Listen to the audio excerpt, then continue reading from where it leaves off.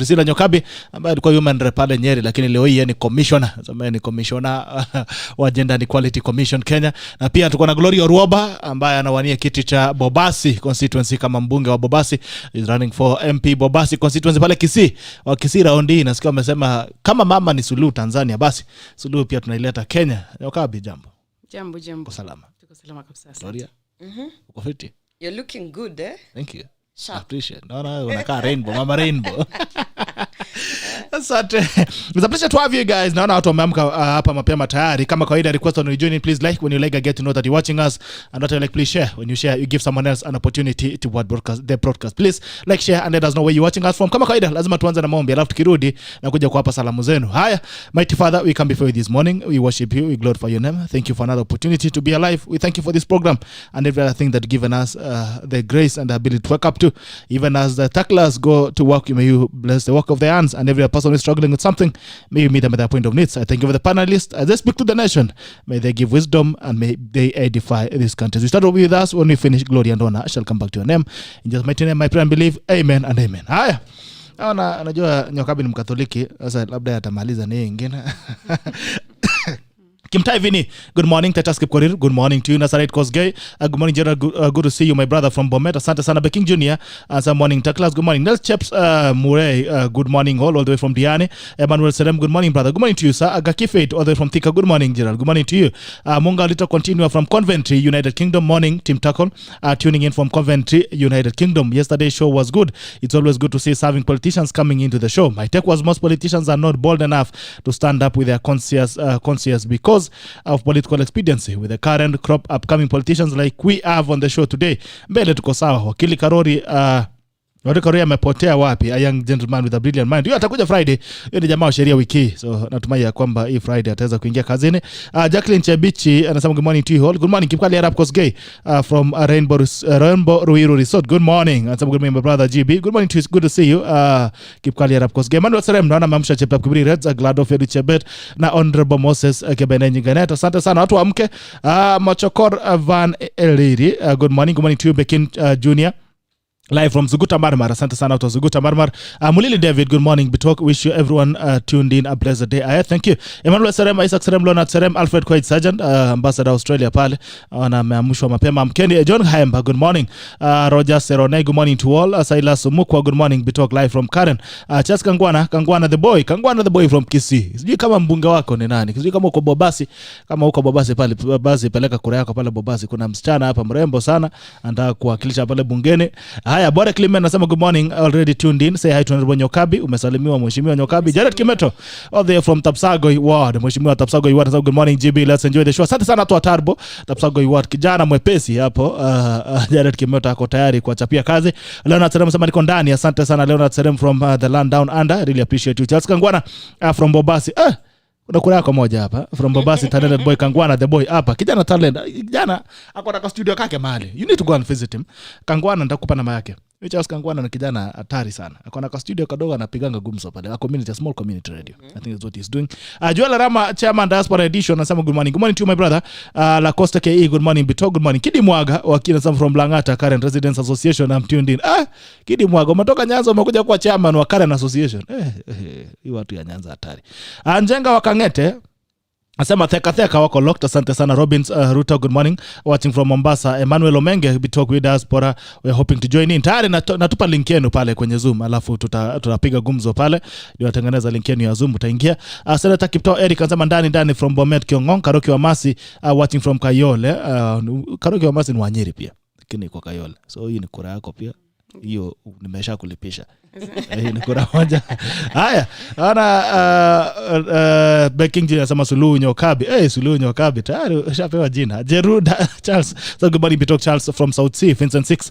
Good morning Amon Birgen. Good morning Gerald. Amon Birgen, Brian Kipkoech team Dallas tuko ndani. Asante sana tu Dallas Texas. I really appreciate you. Say hi to my brother Brian Koech. Wasalimia sana Kipkoech Willy. Good morning, salimia warembo. Haya wamesalimika. Mandela Nyokoyo anasema from Florida. Good morning bro. Good morning to you Diaspora. Doro Hoeli Sabaroji Biaroti Dora Pudding Walkeja Graphics from Diaspora pia anasema good morning kama kawaida. Ombuya amesema I'm also running as MP for Bobasi constituency. Good morning Gerald. Uko na competition kutoka Diaspora. Naitwa Ombuya unamjua? Ni hatari sana ukijana. Just Kangwana anasema Suluhu ORWOBA from Bobasi. It's talented boy Kangwana, the boy hapa. Haya. Senator Kipto Eric anasema salimia my friend Priscilla. Hope she comes back to active politics. She's still young. Still manyanga, rudi kazini, rudi Nyeri. Haya. Merfin Karasa Mili watching from Western Australia. Asante sana to the land under Australia. Betty Pop Kapome tuning from Mulolongo. Just Kangwana ulizia ORWOBA Bwagire. Haya. Rebecca Karoki, good morning, already present, watching from Naivasha. Samsam Ansama iko tuned in. Kiprona Sailo, good morning from Bomet. Sakari Zaki watching from London, UK. Thank you so much. Utafuta jamaa anaitwa Aluta Munga continue. Wala watu ambao mko UK London, tafuta neni tafadhali, msalimiane pale on Taklas wa ngambo. Tunaanza kuja Diaspora Edition. Tunaanza na America. August tuko USA. Kuja kuongelea na kina ORWOBA, Arama. Kina Arama pale US, alafu tutaingia pale Australia, alafu kidogo tutaingia kwa kina Munga pale UK. Asante. Naona nani kama mzing Sama kama watching from Nyeri town ni kura nyingine NYOKABI hiyo ni bili imepanda. Nelson Osiaka, good morning, tuko ndani tukiwa hapa. Haya, asante sana. Tina Tindra anasema good morning team tackle. Good morning to Maria Skipkirui tuned in from Nairobi, Kenya, the greatest tackle. Asante sana. Jakama Tine, good morning panel from Mozambique. Thank you all the guys from Mozambique and Malawi. Receiving some comment from Malawians and South Africans. It's good to see you guys. Emmanuel Omenge bitoko happy link to join. Nakuja sasa hivi ya Zoom. David Kamau, good morning team tackle, happy to see you. Emmanuel Omenga, sawa, tupa link aja. Boys Kemonda, good morning from Kisii. Ilari Bet anasema good morning Gerald team tackle following live from Sydney. Jude Koech, good morning Gerald Bitoko watching from Nakuru. Looking forward to a great conversation on Monday. TJ Makakini wakili anasema bwana Chelsea has won, you can do me nothing. Great for me honorable NYOKABI, can't you arrange for us a meeting? I give her Chelsea. Wawe. Haya. Musa Tafa anasema Dallas wako tuned. Farid Varaji Kilimani tuko ndani. Boys Kemonde Gerald ulipeleka wapi Lucia yupo anapigana kidogo na mambo ya NGO kidogo. Unajua hii kelele ya town pia inafaa zingine unakuwa busy kidogo unashughulika. Hii Kenya ni hatari. Haya. Sulu Charles Kangwana anasema Sulu haya nimeona yako ya Charles anasema Sulu ORWOBA waiting kama kawa your voice. Farid Faraji Lucia yako wapi? Lucia atakuja next week. Patrick Kigunda anasema good morning Bitoki Kigunda inside the show from Nairobi CBO. Farid Faraji, let's keep sharing. Doro Elias anasema please advise what I should run for in this government. Kuna vitu mingi nakuja na BBI. Nasikia mtakuwa 630. Ukitupa mawe pale koja unagonga 6 MPs. Pale koja chini pale downtown. Ombuya so good morning President NYOKABI and my competitor. Liki Sarah Jeboriet, good morning team tackle. Logged in Fortified Beijing Fortified being locked from Blancas and Road. Kimali Bano from City of Champions tell them Chelsea wako finali. Haya, nikirudi nitakuja kuendelea na salamu zenu, lakini wacha nirudi studio kidogo nizungumze na watu wangu. NYOKABI jambo. Jambo. Good to see you. Umetua hapa bana? Thank you. No, I'm happy to be. Unaapa kura? Hapana, nilikuwa na mambo kidogo. Hali ikoje? Hali iko salama. Bado uko Nyeri ama? Sasa niko National Gender and Equality Commission. Okay. You still running? Nyeri watu wamesema urudi kwa kiti. Bado. Najua these days politics you play cards inside your chest, not close to your chest. Yeah. Inside your chest. Not close to your chest. Inside your chest. Sure. Habari ya Gender and Equality Commission. Na kule tuko salama. Okay. We are pursuing our work. Na sana kazi ya gender equality, but also the equality of other special interest groups, youth, the elderly, the children, the persons with disability, the minorities and marginalized. Na sana kwa upande wa sheria. Because there are many laws, just seeking that the laws and policy continue to recognize those groups and continue to make space for them. And even constitutional moments like what we have. Okay. So umeona watu wanalimana mbaya mbovu. Mnafanya nini kama ya commission? Watu wanakatana, watu wanauana, femicide and gender-based violence and also domestic violence. Domestic violence sasa tuko na sheria yake, protection against domestic violence. Na itataka kwamba polisi waanze kutekeleza ile sheria. We call that implementation. But then the femicide cases are also very high, na teenage pregnancies, child sexual abuse. I mean, while there is law, there is also society and culture. Okay. Watu waachane na watoto. Tulisema kitambo usikule mbichi. Ngoja tu ive. Achana na watoto bwana. Hakuna na chumvi. Just let our children be. The age of sexual consent is 18 years. Let's let our children grow and go to school. Alafu domestic violence pia tuimalize, watu wajue kureconcile, kuongeleshana. As much as possible we try and keep our marriages in the Christian values. Okay. Na ikiwa mbaya usikwame pale. Ikiwa mbaya please songa tu. Because violence is a bad idea. There's a lot of mental health also to be addressed. So ni maswala ya society. Na wanaume wajue kufungua roho. Wanaume fungua roho, usiweke pressure. Fungua roho. Asa fungua roho sema. Kuna mahali unakosewa wewe sema, because when you pile up that pressure, that is what leads to problems. Okay. But we are praying, and things are, at least now for the femicide cases zimeenda chini. What is actually high now with COVID is domestic violence. Okay. But what's the commission doing about all these things? Law. Us guys are very, very big on law, legal systems, implementation, strengthening the police and the DCI. The police have just set up what we are calling a polycare center, where you have medical and legal issues. Eta ikutua pa karibu na sisi. At the police headquarters. Mahali watakuwa wanashughulikia zile kesi za gender based violence, kuna polisi na kuna daktari. Sababu kule kwenye sheria imekuwa shida kupata ushahidi wa daktari. Sasa daktari, polisi, counseling, all of that in one center. Inaitwa polycare, na wanataka kufungua zingine other parts of the country. Ili zile kesi za mtu mwenye ushika watoto, sometimes it tends to be mtu mmoja anashika watoto 7. Kwa hivyo mtu anafaa kushikwa awekwe jela. Itabidi kwamba polisi waendelee na kushikilia kazi yao. So we as Gender Commission, we now support such initiatives, the budgeting for the police, increased resources for the police, and then behavior change. Katika counties 29, we have technical and equality working groups. Kwa maana hata counties zetu ni lazima watengeneze zile gender departments, kila county, EFGM tuimalize, early girl marriage, hakuna kuoa, wale mbichi tushasema. So president mwenyewe ashasema kwamba tunamaliza FGM by 2022. Yeah. So we are on all those efforts. Why 2022? Because, we should have finished it 100 years ago. But now that we didn't finish it 100 years ago, wacha tuimalize kabla tuke ofisi. And some counties are already zero. My own county of Nyeri is zero on FGM. I think Kisii bado kidogo kule kina Orwoba wako na kazi. But vitu zingine kama hizo za FGM zinarudisha jamii nyuma. Okay. Na hata watu wengi ambao community zao zinafanya FGM kama Wakisii na Wamasai, wanaoa Wakikuyu, wanaoa those who have not been FGM'd. Yeah. So it then means FGM is not a good thing. It's not a good thing even for men. It's not a good thing. Inafaa ishe. So ni vizuri tushike sheria na tushike mikakati. But you're saying all these Samburu things now is the Samburu elders have sworn to finish it. And the good thing for FGM when you finish it is that then the girls are free to go to school, to go to the university, to get skills and to be economically viable. But all these cases are still going on, even as you tell us that the commission is working. I've seen a case as soon as yesterday. I think I'll try and look for the story. I think I'll try and look for the story. I can read it for you. But all these cases are going on. And one of the biggest complaints from victims is that there's no action from the police, or from the justice system. Like a case that I'm talking to you about, I don't know if ORWOBA read it, from there's a lady called Njeri Wamwigwe. She's been here before. I don't know if you know her. You know Njeri Wamwigwe? I think I know her. She does usikimia. Sure. So I'll try and look for the story and read to you. But I mean, all these cases are still here. Yeah. And the biggest complaint is that the justice system, the wheels, and there are no wheels, it's running on the stomach. No. You know, that's the reality. Because they might now be this grinding case, slowly, but they are there. Because this case, for instance, it's about a lady who has been abused in the relationship for the longest time. Then she decides to move. Moves out of the house with his guy. Yes. Then this guy continues wanting her, stabbed her several times. She has reported all these cases. Now she went to an extent of moving estates now.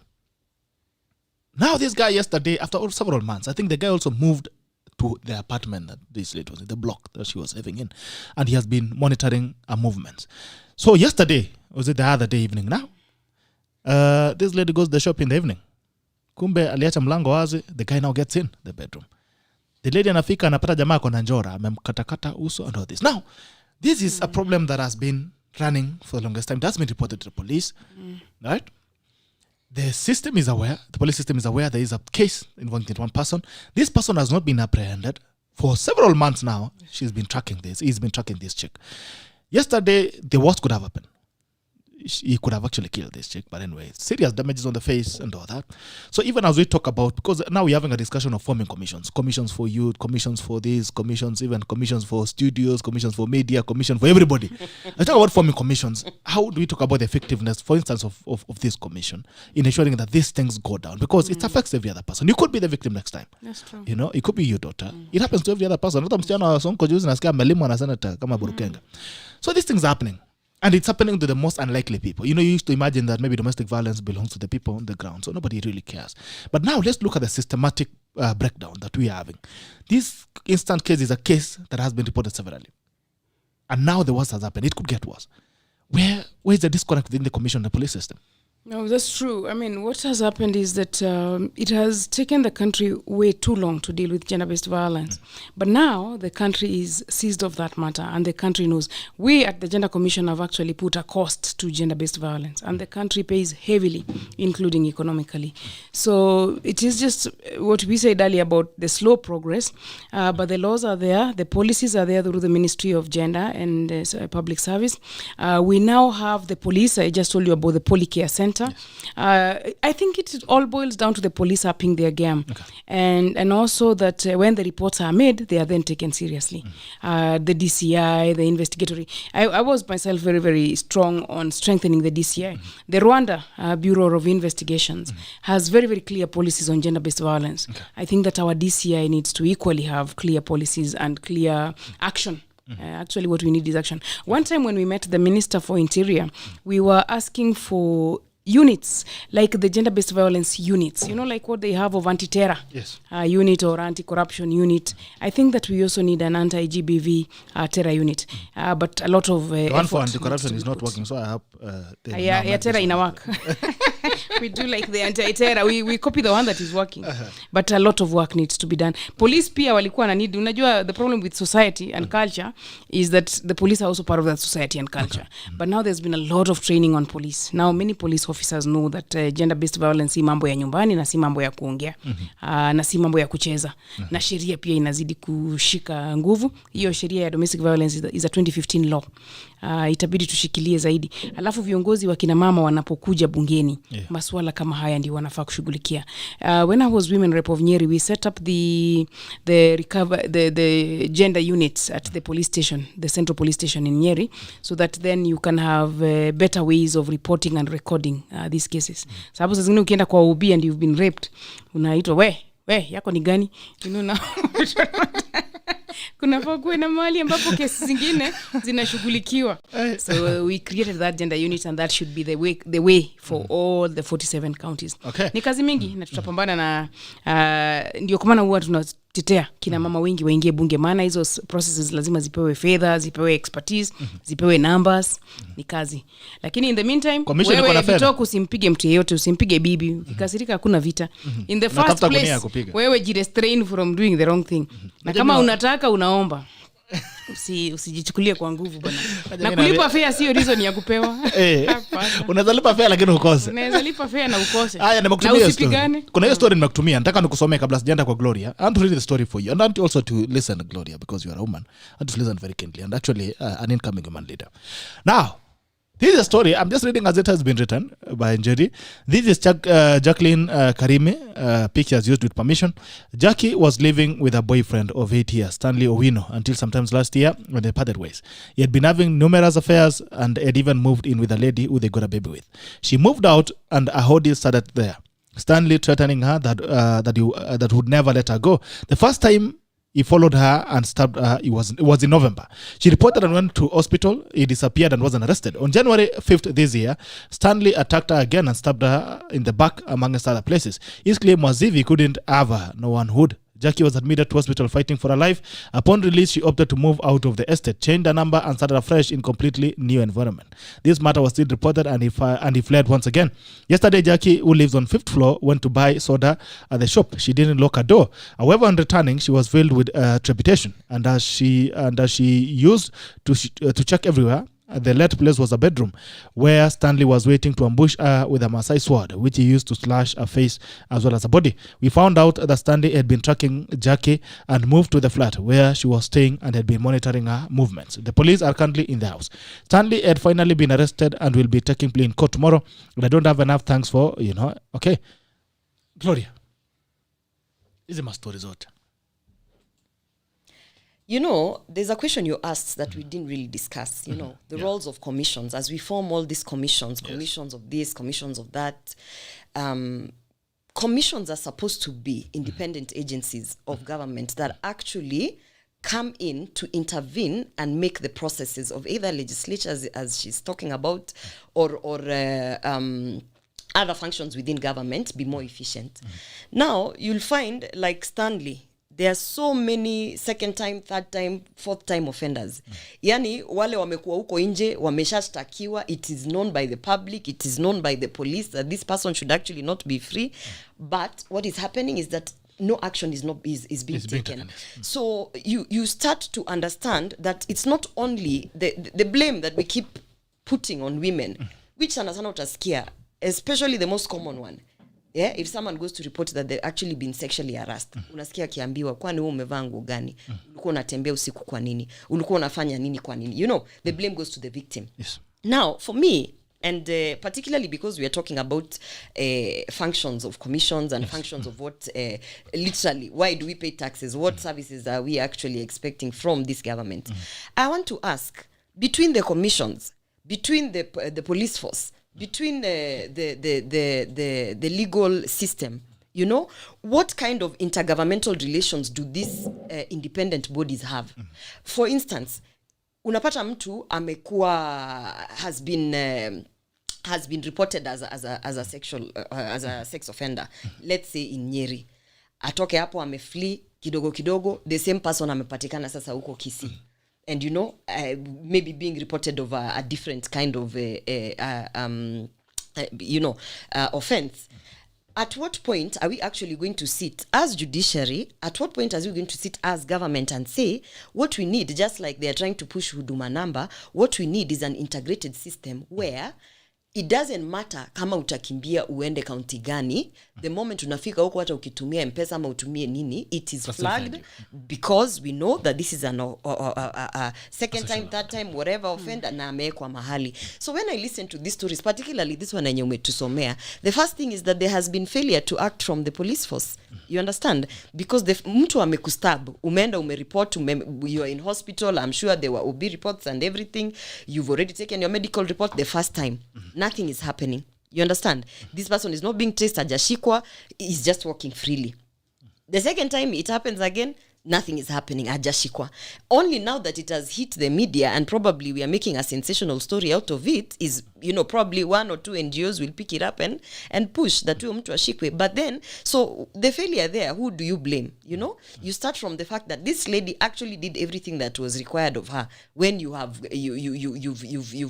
been attacked, umeenda hospitali, umeenda umereport, umechukua OB number, you've done everything. Like, what else was she supposed to do? You understand? Yeah. So for me, even as we are looking at commissions, all these agencies that we are forming to blot this government, to be honest, then we ask ourselves, if the police are supposed to do ABCD, what is the mandate of the commission?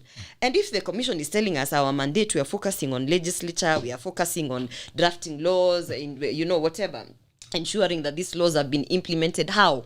It's not about PR. Usikuja kuniambia we are ensuring this and that. At the point where we have, let's say, 1,000 cases coming from Nairobi County that are pending, that are not being attended to, as a commission on a particular, with a mandate of a particular topic, unakaa chini mnajiuliza yenyewe, sincerely, what we can do now, we have these 1,000 things, because if you go into the constitution and see the independence or the autonomy that commissions have been given, they actually are allowed to conduct their own investigations. They're allowed to sit down and negotiate, whether it is between other parties, whichever crisis they are trying to solve. They even are allowed to exercise any powers prescribed under our constitution. So as a commission, I think, and this is a challenge to all commissions, when unasema tuko na commission mpaka za mpira, sijui commission gani, this is a challenge to all commissions. what are you doing above and beyond what other state agencies are doing to actually ensure that you are serving the people of Kenya? Meaning, kama mulipata commission ikisema, sisi we are drafting laws, yeah? Ask yourself, in the context that we are living in, now with this COVID thing going on, particularly now we can say the gender, the commission that Mesh Anasma is part of, is a commissioner. You can't be doing the same things that people did 10 years ago. Maybe 10 years ago, what they needed to do is push for legislature of that law. Okay. But as we are speaking now, we have all the laws. We have so many laws, and maybe what the commission needs to pay focus on is how can you push these other state agencies to actually carry out their responsibilities. How can you now hold the police accountable and say that you're going to put pressure, because they have that kind of autonomy. And that is the reason why when we argue about what is the difference between this commission that BBI is bringing and what we currently have, actually it is the independence and the autonomy that commissions have under our constitution to carry out certain duties, including investigation of cases. Yeah. Okay. So kama sijaongea kizungu nyingi, karibu anze. Karibu nianze. Ongelesha watu hapo basi. Wacha niseme hivi. The point of hii maneno yote ya gender violence, there's even a talk venye mmeniambia huko Kisii, we are still practicing FGM. You know, FGM is not a thing you will wake up ukuje kuambia watu Kisii ati sasa mtawacha kutairi hao wasichana, and you expect that they will understand and subscribe to you, whatever it is you're pushing, and they will start day one waache hiyo maneno. This is a cultural issue. It's a cultural issue, and without you understanding that cultural issue, for sure hakuna venye unakuja kuambia anyone. It's like me coming from Kisii, going to the Masailand, nianze kuambia vitu zao za culture and starting to dictate the things that they do. How we need to approach some of these issues is understand first, why do families, parents, because it is the parents who actually take their children to get circumcised in Kisii. Understand it in its context. Sit down with those cultural leaders. Sit down with those community leaders. Try and understand why they do the things they do. Okay. Once you have that understanding, you can push your agenda. If your agenda is to push that we are ensuring that in Kisii watu waache kutairiwa, understand why they do it. They are doing it. Okay. And give an alternative. Not only. You know, if you understand why, unajua, like in Kisii, it is a rite of passage. Yeah, they've almost normalized it that if you are not circumcised there, you are not befitting to be married as a woman. You understand? It is kind of like na huyo, we even have a name for it, negesagani, you know. So once you break down those barriers culturally from the grassroots, wachana na hii maneno ya, you know, the problem with us NGO people, we want to sit in our boardrooms. We want to sit in our offices and come up with these nice theoretical papers. Mwambie watu huko Afrika venye mnataka kufanya, tunataka mwache hivi, and at the end of the day, we are so disconnected from the people. Okay. Watu waende huko kwa ground. Waelewe shida iko wapi? Kwa nini wanafanya hivyo? Waelewe kwa nini wanafanya hivyo. Na unajua saa zingine ukienda huko kwa ground ukae chini usikize hao watu. Unless you're very convicted in whatever you're trying to sell, just like the colonialists came with the Bible. Unanipata? Yes. And they knew what they were trying to sell. Unless you're sure of what you're selling, you might go down there and start understanding why certain things happen. Okay. So having said that, yes, in Kisii we still have a lot of FGM happening. I don't blame it on the community. I actually blame it on the drivers of any initiative that is against that, because what they need to do is sit down with those cultural people, sit down with those people in the grassroots. Ukiwaelewa, ndio utaweza. You know, you have to change the mindset. If you don't change the mindset, even if you come and institute laws and say, kutoka sasa tukipata wale watu wanatairi watu tutawashika. Mtashika watu mpaka hizo police stations zijae. You get? So we need an almost tailor-made solution to you the need problems a tailor-made solution for the people. And you need to stop watu waache kufikiria watatoka pali wanatoka kukuja huko kama ni Kisii ama ni wapi kuambia wa Kisii watafanya nini. Okay. Utatoka pali unatoka ukuje Kisii ukae chini uongeleshe wa Kisii uwaelewe usikie ni nini na wafanye vitu zinafanya ndio uongeleshe. Hiyo kitu ya kutoa you sit somewhere in Nairobi, you write things, you start saying now we are pushing the police. No. It will not be. We have cultural diversity. We have cultures which some must be respected. We have cultures which some must be reviewed, but reviewed with the understanding of why those people are practicing the things that they are practicing. Okay. Yeah. Mwenda ground. Yeah, tumeenda ground sana. But then also what happens with the things that we are discussing here, we are on a very, very strong system called patriarchy. Okay. And patriarchy makes you believe that these things are right, and they are not. And patriarchy has had the view that women, even FGM, for example, is nothing but curtailing sexual needs of women. That if we do certain things, that these women hawatakuwa na joto, hawatakimbia, I don't know, whatever. So now that is not anybody's doing. It's a cultural system that we have to combat. And what the country has done, yes, but even what the country has done is to commit itself to a constitution of national standards, that we want all the girls in Kenya not to be FGM'd, all of them. For 50 million of us, we are now 47.5 million. Sasa tuko na katiba. Now we have a standard that we have all accepted, and that is why we all vote for the constitution. That is why we all participate in the referendum. So now, once these values come, including the values that we keep positive culture and we do away with negative culture. And I agree with what ORWOBA is saying, that it is culture is strong, so you have to go and combat culture. But then, even as we combat culture, we also need to move a bit faster as a country. We can't move so slowly that the world inatupita. So that speed at moving things, that's why you see us concentrating on law. Because the law can help us move faster. But then there are also those other roles that we are discussing here about culture. But for me, as far as matters of harming women are concerned, I draw a red line. Okay. Yeah, I draw a red line. All right. FGM ni mbaya. Okay, draw a red line. Hey. Sasa tushikane wote tuikombat. Wale wanaelewa culture yao waikombat, wale wanaelewa sheria wa combat. Na I agree that the commissions must do a lot more. Like now we are in the process of setting up a complaints commission. Actually, another commission? No, we call it a tribunal. You know me, I'm a lawyer, so I have to think as a lawyer. so I was about to ask you. No, we are setting up we more call commissions. it a complaints tribunal, a complaints mechanism, a quasi-judicial complaints mechanism, where if your case is delayed, you can now come and complain about that. Remember, commissions are not duty bearers. The duty bearer is the state, police and executive departments. But now if the police are delaying on your case, you can have another tribunal, quasi-judicial, I mean, kizungu mingi as you say correctly, but what it would mean is that will help the cases to move faster. And not only that, the Chief Justice now, the incoming Madam Chief Justice, this is the type of work she's been doing.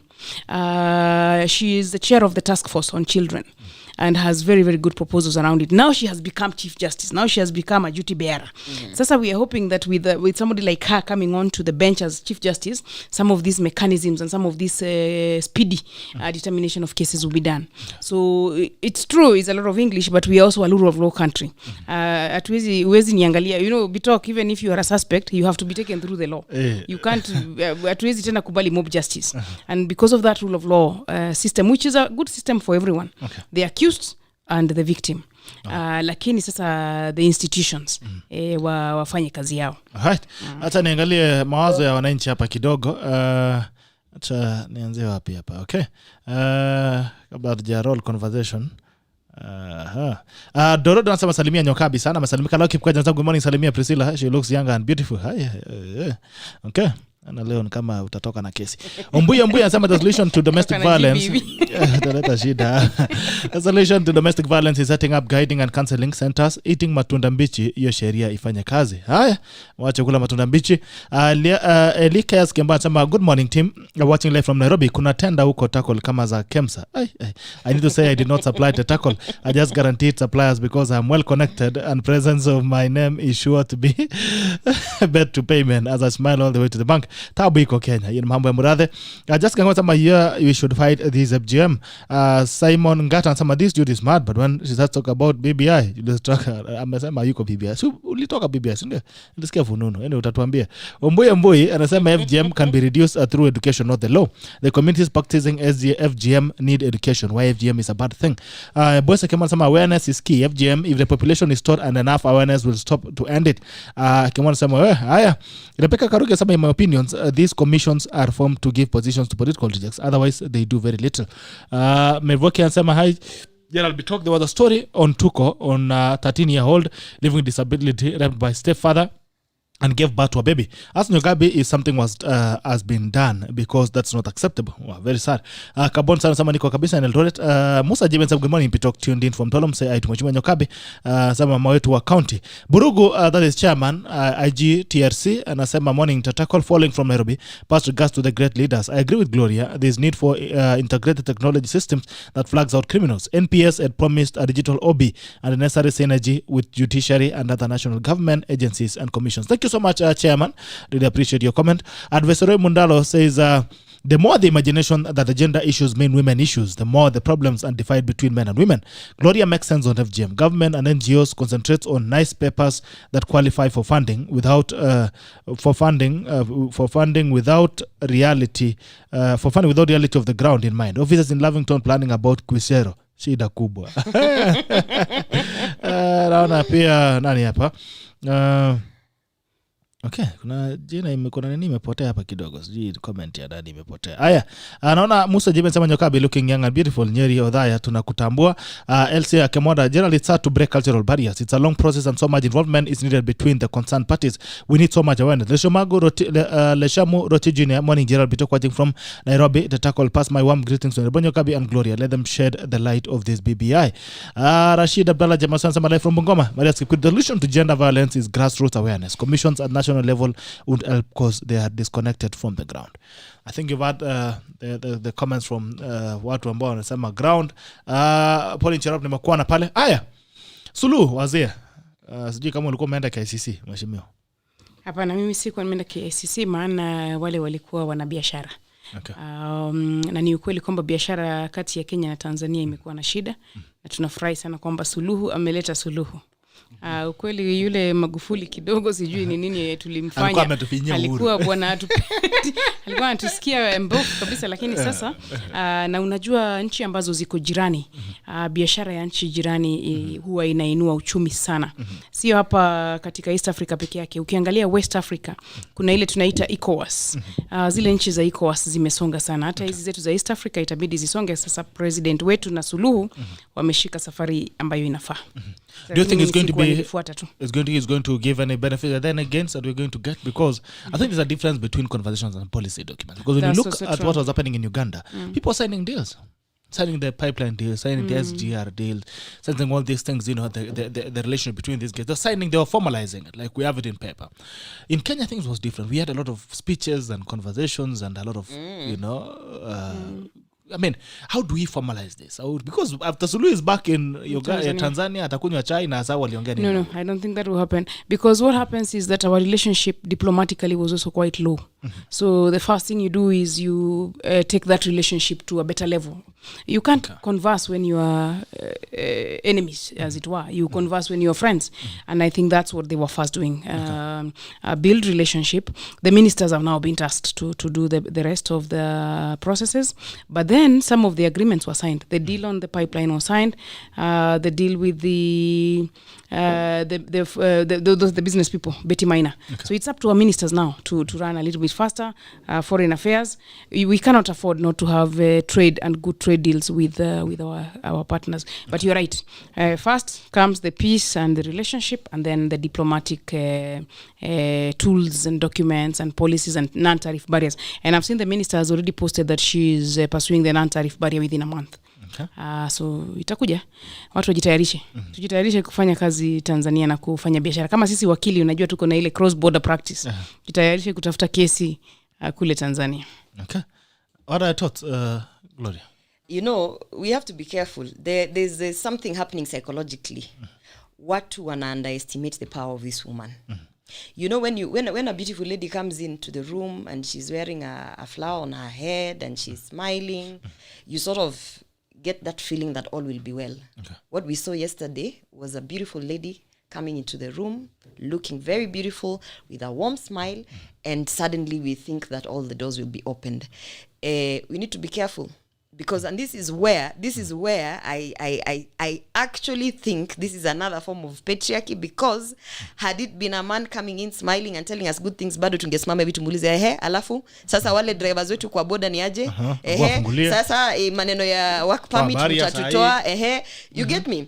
So there's a softness that comes with women leadership, and that is what we experienced yesterday. Just the excitement of watu kutuongelesha. Uliona venye walikuwa wanapigwa picha mpaka mvua ikanyesha huko nini. You understand? There was like, oh wow, this is so nice, we are talking, it's good. But bitoku ukikaa chini uangalie what the deal is between Kenya and Tanzania, we are getting the shorter end of that stick. Okay. I'm telling you. If you go as a Kenyan to Tanzania, the work permits you pay actually work permits to even be able to operate anything. If a Tanzanian comes to Kenya, it's different. We don't charge them nothing.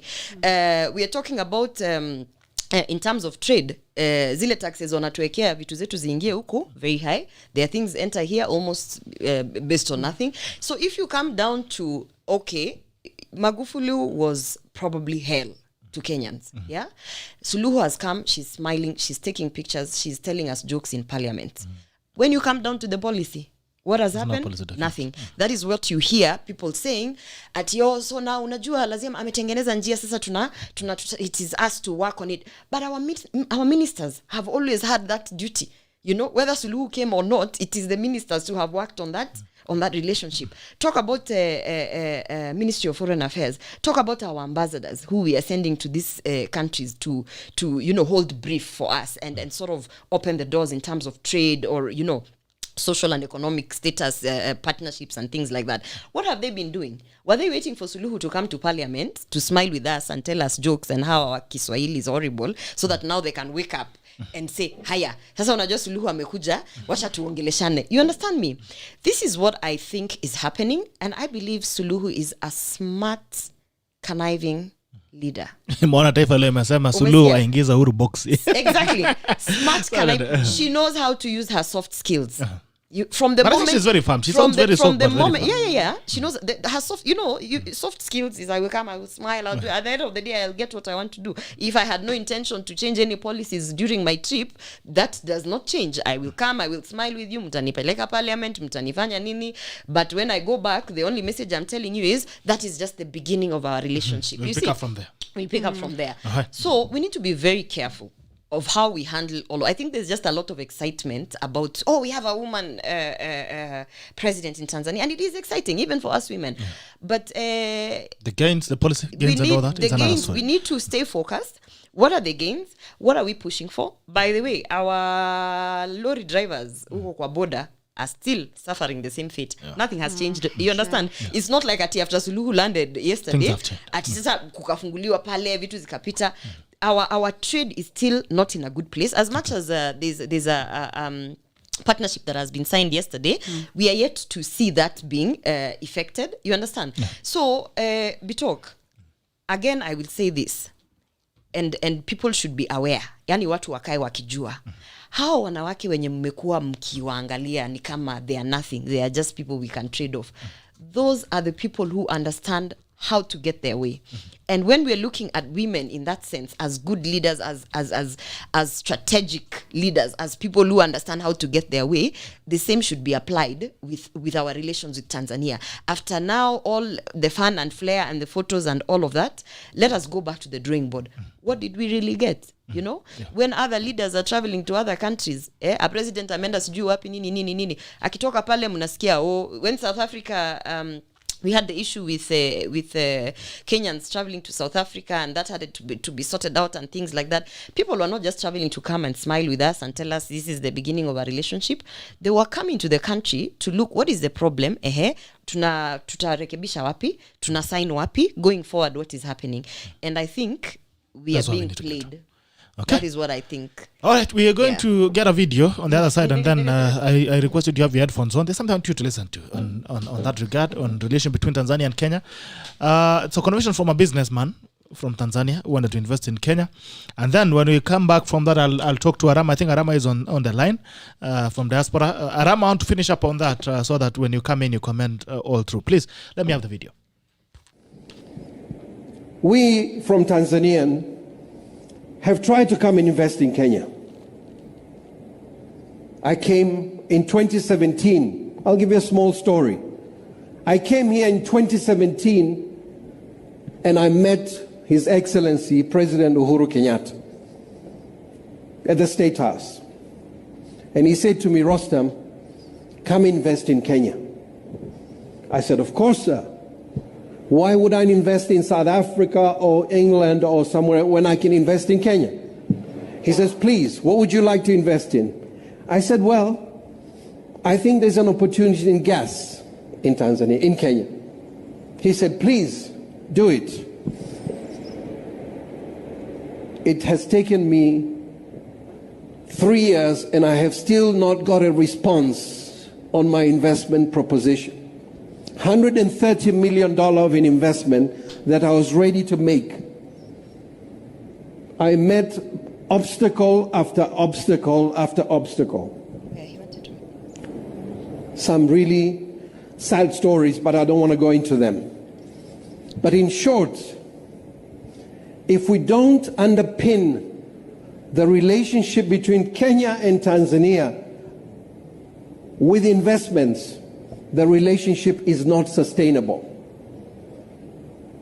Tanzania cannot be forever an export of raw material and Kenya to enjoy the luxury of giving us their manufactured goods. We need equity in this relationship.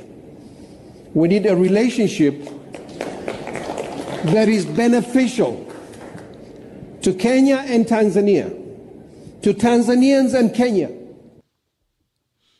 All right. I want you to listen to the different tones. These are Tanzanian speaking. You've heard what the Tanzanian is saying, and they are demanding that we must have an equal relationship. And they're saying that all these stories that we're having, and this was yesterday, all these stories that we're having here, if you're not going to farm them up with policy and trade agreements, then it's useless. It's just a conversation that we're having.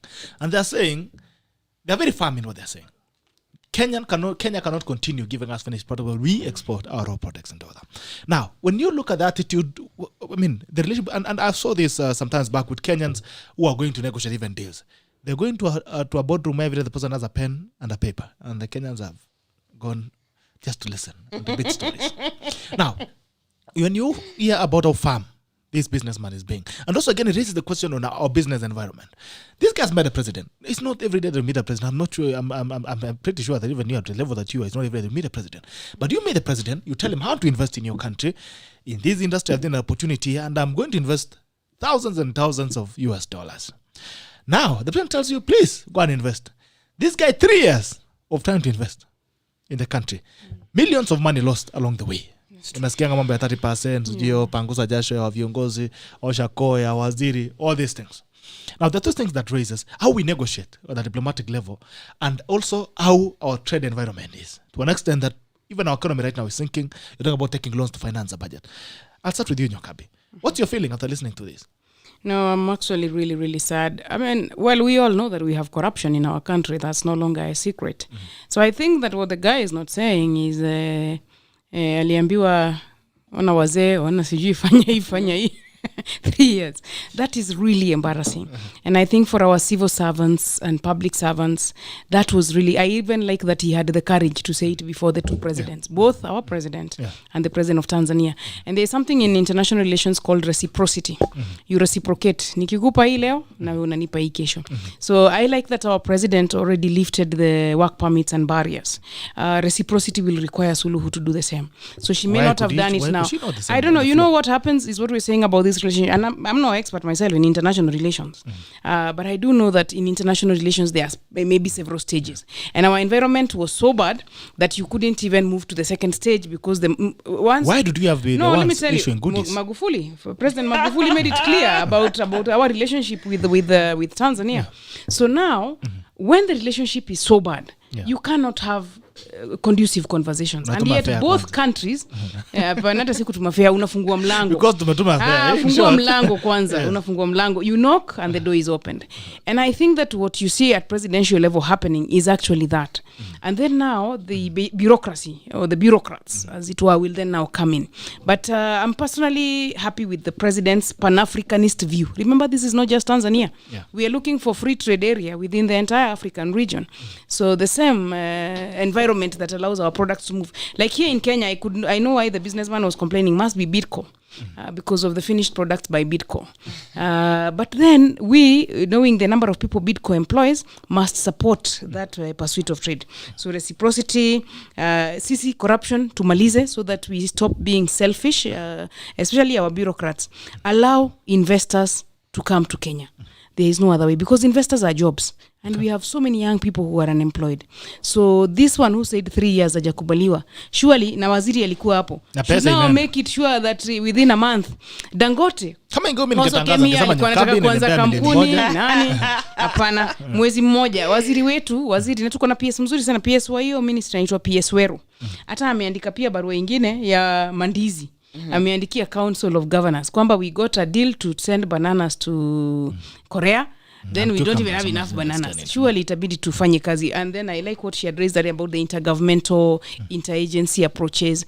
We are also a very, we call it in government, territorial. Ati mimi, since I'm the Minister for Foreign Affairs, like now, even like that meeting a bit, your women, your business executives. Surely it should be all ministries are working together and partnering. Hata hatukuona magavana sana. Na product zile zitunatafutia biashara, sisi tutakuwa kwa counties. So those intergovernmental agencies need to be set up. Na watu waache corruption, na watu waache kujitakia makuu. Kama investor anataka kukuja, please don't ask for something for yourself. Let the investor come to the country for the good of our young people, for the good of our country. Kuna kazi ni mingi. I hope hata mimi the way ORWOBA was saying, after President Suluhu na President Kenyatta wamefungua njia, aki sasa watu wasilale. Na hii gava sasa zingine tunaweza mwagilia watu sijui ile wet blanket unaweza mwagilia maji baridi waamke, you know. I hope they wake up. Like now the president has only 1 year to go. Surely what more time do people need to put these agreements? Hata China ni 1 year. Hata China, you know, like our balance of trade with China is very bad. Sisi tu ndio tuna receive vitu za China. Hakuna kitu sisi tunauzia China. Not even only with China, everywhere. I mean our diplomatic strategy is very wrong. I mean all over. We're getting a raw deal from Tanzania. We're getting a raw deal from China, a raw deal from Uganda. We're getting a road deal everywhere. Look at this year. You know, this is the problem here. We are complaining on one side, we're getting a road deal, we're good. On the other side, we are saying open for everyone. This guy who's complaining that he has been trying to invest for 3 years unsuccessfully, even after meeting the president. Where is he from? He's from Tanzania. He's from Tanzania, lost, yes. Right? Yeah. Ask yourself, when you go to Tanzania, how many barriers do you need to pass for you to actually make an investment? I will speak of those that I know. I know a lot of Europeans who come in. Yes. And they have this kind of expectation that, you know, because I'm European and niko na pesa and I want to do this, by the moment nikifika JKA, everybody should just be running to me to make my work easier. If yourself, you go to a European country, take for instance Luxembourg, or even Denmark or Sweden. And I will take the ones where I've lived in Sweden, I've lived in Denmark. Go to Sweden and try to start a business as an expatriate. In fact, they don't call you expatriate, as an immigrant. The first thing they tell you, first of all, go to Swedish for immigrants. Go and learn the Swedish language. That is the first thing they tell you.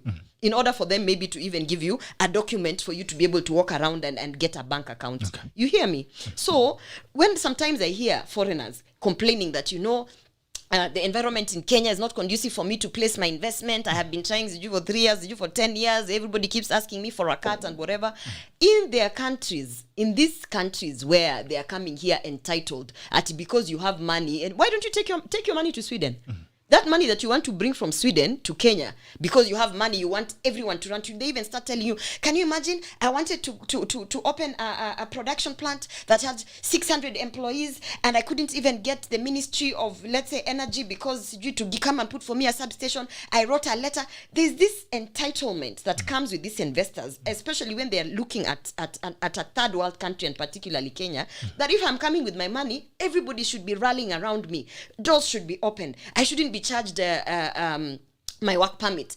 I have spoken to a Swedish investor who has set up offices here. And the man had the nerve to tell me that I don't know why they're still charging me for work permits, yet I have created I don't know how many jobs. And you see my company here does ABCD. I wanted to tell him, wewe huko Sweden, mimi na pesa yangu yote nikienda, they will not even even kupata your certificate ya business. I will have to climb 3 mountains down. I have to learn your language. I have to do this. I have to do that. The barriers that they have in their own countries are above and beyond what we have in Kenya. If you ask me, we are selling ourselves short. Yani tunajiangalia ni kama after all we are just lower in the food chain, so hawa wazungu wakikuja ama hawa foreigners wakikuja na pesa we should just open our doors. Absolutely not. You're still going to comply to our taxes, because if we come to your country we still comply to your taxes. You're still going to comply to our processes of setting up a business. The only thing that I think people complain too much about, particularly these foreign investors, when they come in and they say, then I met this guy, and this guy in this ministry said I have to talk to that guy. Oh, I need to get cabs. Before I get to cabs, they've sent me here. Yes, the processes are indeed tedious. But let me tell you something, Bitok. They are not as tedious as the processes that those countries have. So we also sometimes as Kenyans have to sit down and benchmark. You understand? Yes. We benchmark. If we go to these places where all these investors are coming and they are saying, tunataka kuleta pesa, understand first that by the time somebody is leaving their country, they want to come and invest in Kenya, there are opportunities which are not in their country that they want to explore in Kenya. Okay. By the time I'm saying, I want to come and set up a farm that is doing production of avocados and bananas in Kenya, first of all, we should understand, sisi ndio tunauza.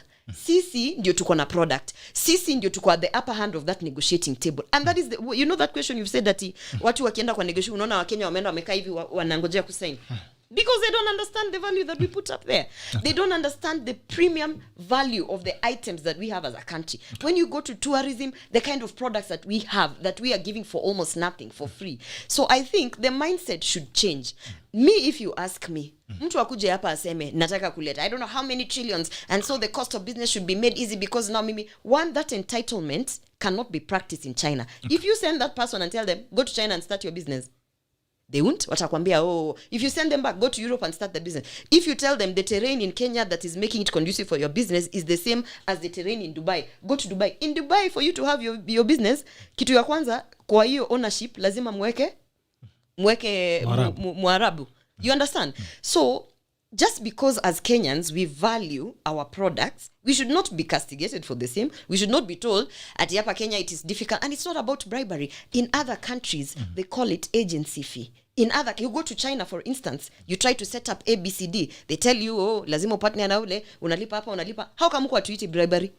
Denmark in itself, you go there, you're told, how come we're not calling it bribery? When a Kenyan now says, listen, you want to come to Kisii, you want to set up a banana processing plant, I will make sure that the ground imetengenezwa. I will get for you the farmers so that you can talk to. I will get for you the circles, and then I charge you a fee. Why are you calling it bribery? I am working for that fee. I am an agent. Okay. So the problem is some of these foreigners, they want to come, they land in Kisii, I'm going to bring so much money, so bring all the bananas. No. We are trading. We are trading here. So as Kenyans, let us first understand, we have premium products, whether it's tourism, agriculture, nini, tuko na premium product. If you ask me, I'm wondering why we reduced our visas at the entrance, if you ask me, I'm wondering why we don't make our processes so tedious in terms of getting a visa to come into Kenya. There's a problem. So at the end of the day, because we don't value ourselves as a country. We don't value. If you go to, why do we have to spend weeks and weeks and weeks to get a US visa? Why? Because they value their country, because they want to put protection measures, because they want to do. But in Kenya, you land over there, unaenda kwa ile account, hata you can negotiate and get a discount. Free of all. No. There's a bit of a problem here, because the world of international relations is also governed by rules, regulations, laws, and also a lot of what can you say, the power imbalance which happens. And I'm getting a bit afraid as to how we are debating this conversation, because what would happen, and I speak as somebody who's from a coffee area, for example, and coffee, only 3% of coffee is consumed in Kenya. 97% has to be exported. 97% is sold outside the country. Raw. Yeah, raw. And so it isn't that easy. And I kind of get a feeling that Bitok, you might actually need to get some of these people who are in the ministry to come and tell us what is wrong. Because what happens is not agency fee that we are opposing. It is that when an investor comes, that legal environment, imeshatengenezwa. This is what you need, and this is what you need, and this is what if you it's need. the agency fee, this is what you pay to this person. In your trade license, this is your work permit.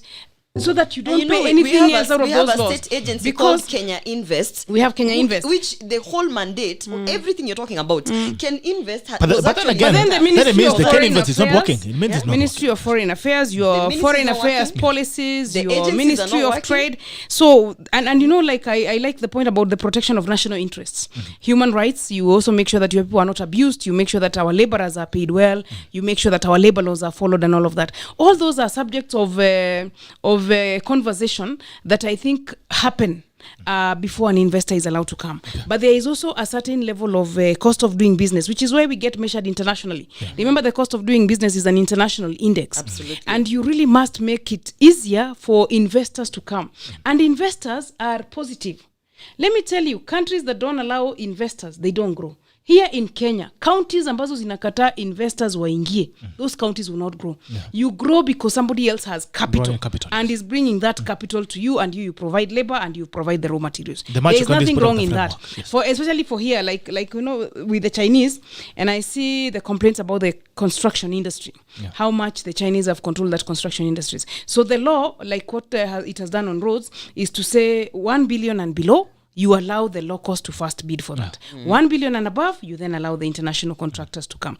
But look at how much interest they get in their country and how much interest we have to pay here for some of these loans. So we are still going to need people who can get the cheaper loans and cheaper interest to come and invest here, because as guys, our interests are also so high.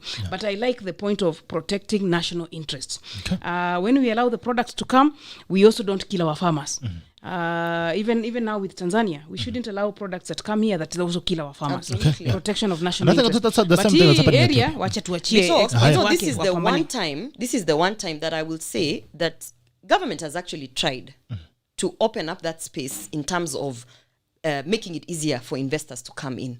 And you know, the problem is, and I want to shed light to that, is that sometimes we sell ourselves too cheap. Particularly in the market. Government has actually put in, like what Can Invest does, before you come in, if you're an investor truly interested to come and sink in your millions in Kenya, how do you not know about Can Invest? It is your duty to research. I'm going to Kenya, I'm going to set up business. Which are the organizations or agencies that can help me? You will land on Can Invest the moment you just Google setting up businesses in Kenya. Can Invest comes up, they say, send us an email, blah blah blah, talk to us. They give you a team. They give you someone who guides you. So that's what I'm saying. Sometimes we also don't need to keep bashing government, because in terms of the environment, the structures. They've tried with the structures. And the thing is, if we keep saying that, okay, maybe if you're bringing in this amount of money and you're creating this amount of job, then we have to give you tax breaks, we have to give you exemptions in this and that, we are selling ourselves too cheap, because at the end of the day, we are still an independent state. And if a person has zeroed down Kenya and said, I want to come and invest in Kenya, they must also understand Kenya is an independent state. We are run by a constitution. We have our regulations. And what we are saying is, if you tap into those agencies that have been set up by government, Can Invest, kuna zingine sijui zinaitwa under the ministry, Chamber of Commerce, Kenya National Chamber of Commerce, and KNCCI, which actually is doing a good job, because they even do benchmarking forums with workshops back and forth. If a serious investor has actually said, I'm coming to sink my money in Kenya, they have definitely interacted with these agencies, which, by the way, in other countries, they don't even have those kind of agencies. So sometimes ni sisi pia to understand venye tunajibeba. Kama unajibeba wewe ni product wa shilingi 2, utanunuliwa na shilingi 2, watu watakuja waseme hata hiyo shilingi 2 tunataka for free. So as we are saying as investors, and this is where I really stand, I stand on this one. Also, we need to understand that if an investor does not want to understand the cultural setting, the situation that we are as a country, and work with our agencies, you tell them hiyo pesa yenye unataka kuleta hapa by force na tukufungulie milango, you don't want to play ball how we play ball here, take it back to your country. All right, so I think also what they need to protect is capital flight, because when you look at the Chinese, the way they trade, they bring in their money, they do the project, then they take back all the money back to China. So what's happening in Ethiopia is, and I think the strategy that Ethiopia has really mastered, is there's no money that leaves Ethiopia. You go and invest in Ethiopia, let the money remain in Ethiopia. You know, so I think that's what we need to do to guard capital flight, so that even as we talk about opening borders for money to come in, we ensure that that money actually remains here. Juzi nimekuwa pale expressway, naona Machinese ndio wanaendesha ile tractor.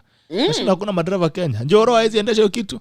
You know, so I think we need to really protect. And even we need to move a step further, not even about that if they bring the money remains here. Yes. Some are taking the money without actually being here. Me now, I'm talking about the digital world. Okay. The likes of Google, Facebook, Apple, nini. They don't have offices here. They don't have data centers here. Right. Yet they are making so much money by using our population. Okay. So at the end of the day, we should even go a step forward. Ata tutaki yo pesa mlete hapa. But if you think you're going to set up those platforms here and there, sit down, let's talk about what kind of taxes. Actually, just to say it, YouTube are charging us 24% taxes. 24%. Anyway, Arama, jambo. Bitok. Jambo ndugu yangu. Pole sana, leo watu wa diaspora bana, shida yenu imekuwa mingi sana. Sijui Zoom yetu iko na shida gani. It has refused to log in. But today you have a fight in your hands, man. Those ladies are not giving you an easy time. These are fireball. I mean between niko ndani inaitwa crossfire. Yeah, in crossfire. But let me start by just passing my greetings. Let me start with the prospective MP, Mozubati Mbiore. Mbiande. Mbiamono. Na huyo mwingine kama baada ako naye ama anatupanga. Bwana lazima kisiki kidogo. Ningemjaribu kidogo, lakini wacha niwaachie hapo kwanza, alafu naenda kwa nyokavi oroa. Na mwega.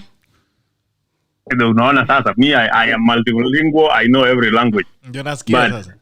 So yeah, so anyway. Sasa yote lazima inabidi. So let me start by there are a few things that you guys have talked about that really piqued my interest, and I just want to give a few contributions. First of all, let me start from where you guys began your conversation about domestic violence and everything. Mm-hmm. I think NYOKABI had a good idea, but she didn't take it all the way conclusively. Mm-hmm. This is what I mean. Okay. For example, let me give you an example. In the U.S., most of the states, and I think all the states now, do have units, police units that deal specifically with sexual violence or domestic violence. So when you go, there are people who are actually trained for that, and that's what they deal with, and it's taken very seriously. If, for example, right now, if something happens, my wife calls the police, they're not going to send just one police car. There will be like 15, 16 police cars out here, ambulance, everybody. Mm-hmm. They will come in seconds. Okay. They don't play around with that. Mm-hmm. They take it very seriously. Mm-hmm. And then on top of that, when those cases are taken to the court, they have priority, and they even have what we call victim shield laws. So in other words, you cannot go and debase or dehumanize the victim in court. The judge will shut you down right away. You cannot, even the lawyers know that. You can't do that. Yes. So their protections are coded. So hii mtu anakuja kuuliza ati ulikuwa umevaa nguo gani, they can't ask that. Because you cannot blame the victim for what has happened to them. Okay. So those are the things you have to deal with. And then also the courts themselves, they have to have that process in place whereby these cases are taken in as a priority. So that means even if it means you have to have courts specifically for prosecuting domestic violence, sexual violence, or any violence under human beings, then that should be done.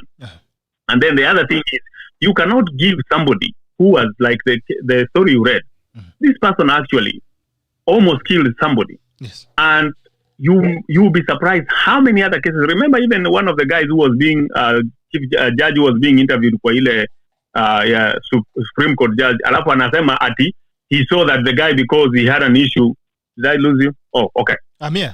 Because he saw the guy was young, that's why he didn't jail him for a long time. And I was over here pulling my hair, and I'm sorry, I don't have any hair on my head, but I was pulling his imaginary hair. Like, what are you talking about? This person actually raped a girl, no matter his age, and you are saying that you only gave him a probation for? Why is that? Because now these are the same problems. Unapata a young girl anakuwa raped, she's pregnant, and the parents, the best they can do, they start pleading with that other guy to marry their daughter. And you are selling your child as a slave, because that is not even a marriage, that's a slavery. So those are the issues that really, if you really need to tackle this issue, you have to put systems in place. You have to put the justice system from the police all the way in place. Kama ni mambo ya bond ama bail ya watu kutoka, you set it very high. When like this guy who has repeatedly attacked this lady several times and has been reported, that guy should not even be given a bond at any time, because the last incident now, that's attempted murder. So he should not be out here around. He should be in jail. Aya, sasa tutoke hiyo tukuje kwa visit ya Mama Suluhu. Our biggest problem ni kwamba we are not prepared for anything. Okay. And the reason why we are not prepared for anything is because we put in people in position of responsibility. I can say in a very polite language, they are ninkombum. In other words, they have nothing between their ears. What I said over suit, and that's it. Now some of those suits are oversized. They don't even fit them. Because these people knew that the Tanzanian president was coming. No policy document was prepared for the president to talk with his counterpart. When she comes in, there was nothing prepared for the president to say. So, at a president like Yongea, he has no facts, he has no information. You have an ambassador in Tanzania. What is he doing? How is he championing the Kenyan interest? How many times does he request a meeting? Has he even met the new president? I don't know. We don't know that information, because you don't take things. You don't put people in place who understand the process.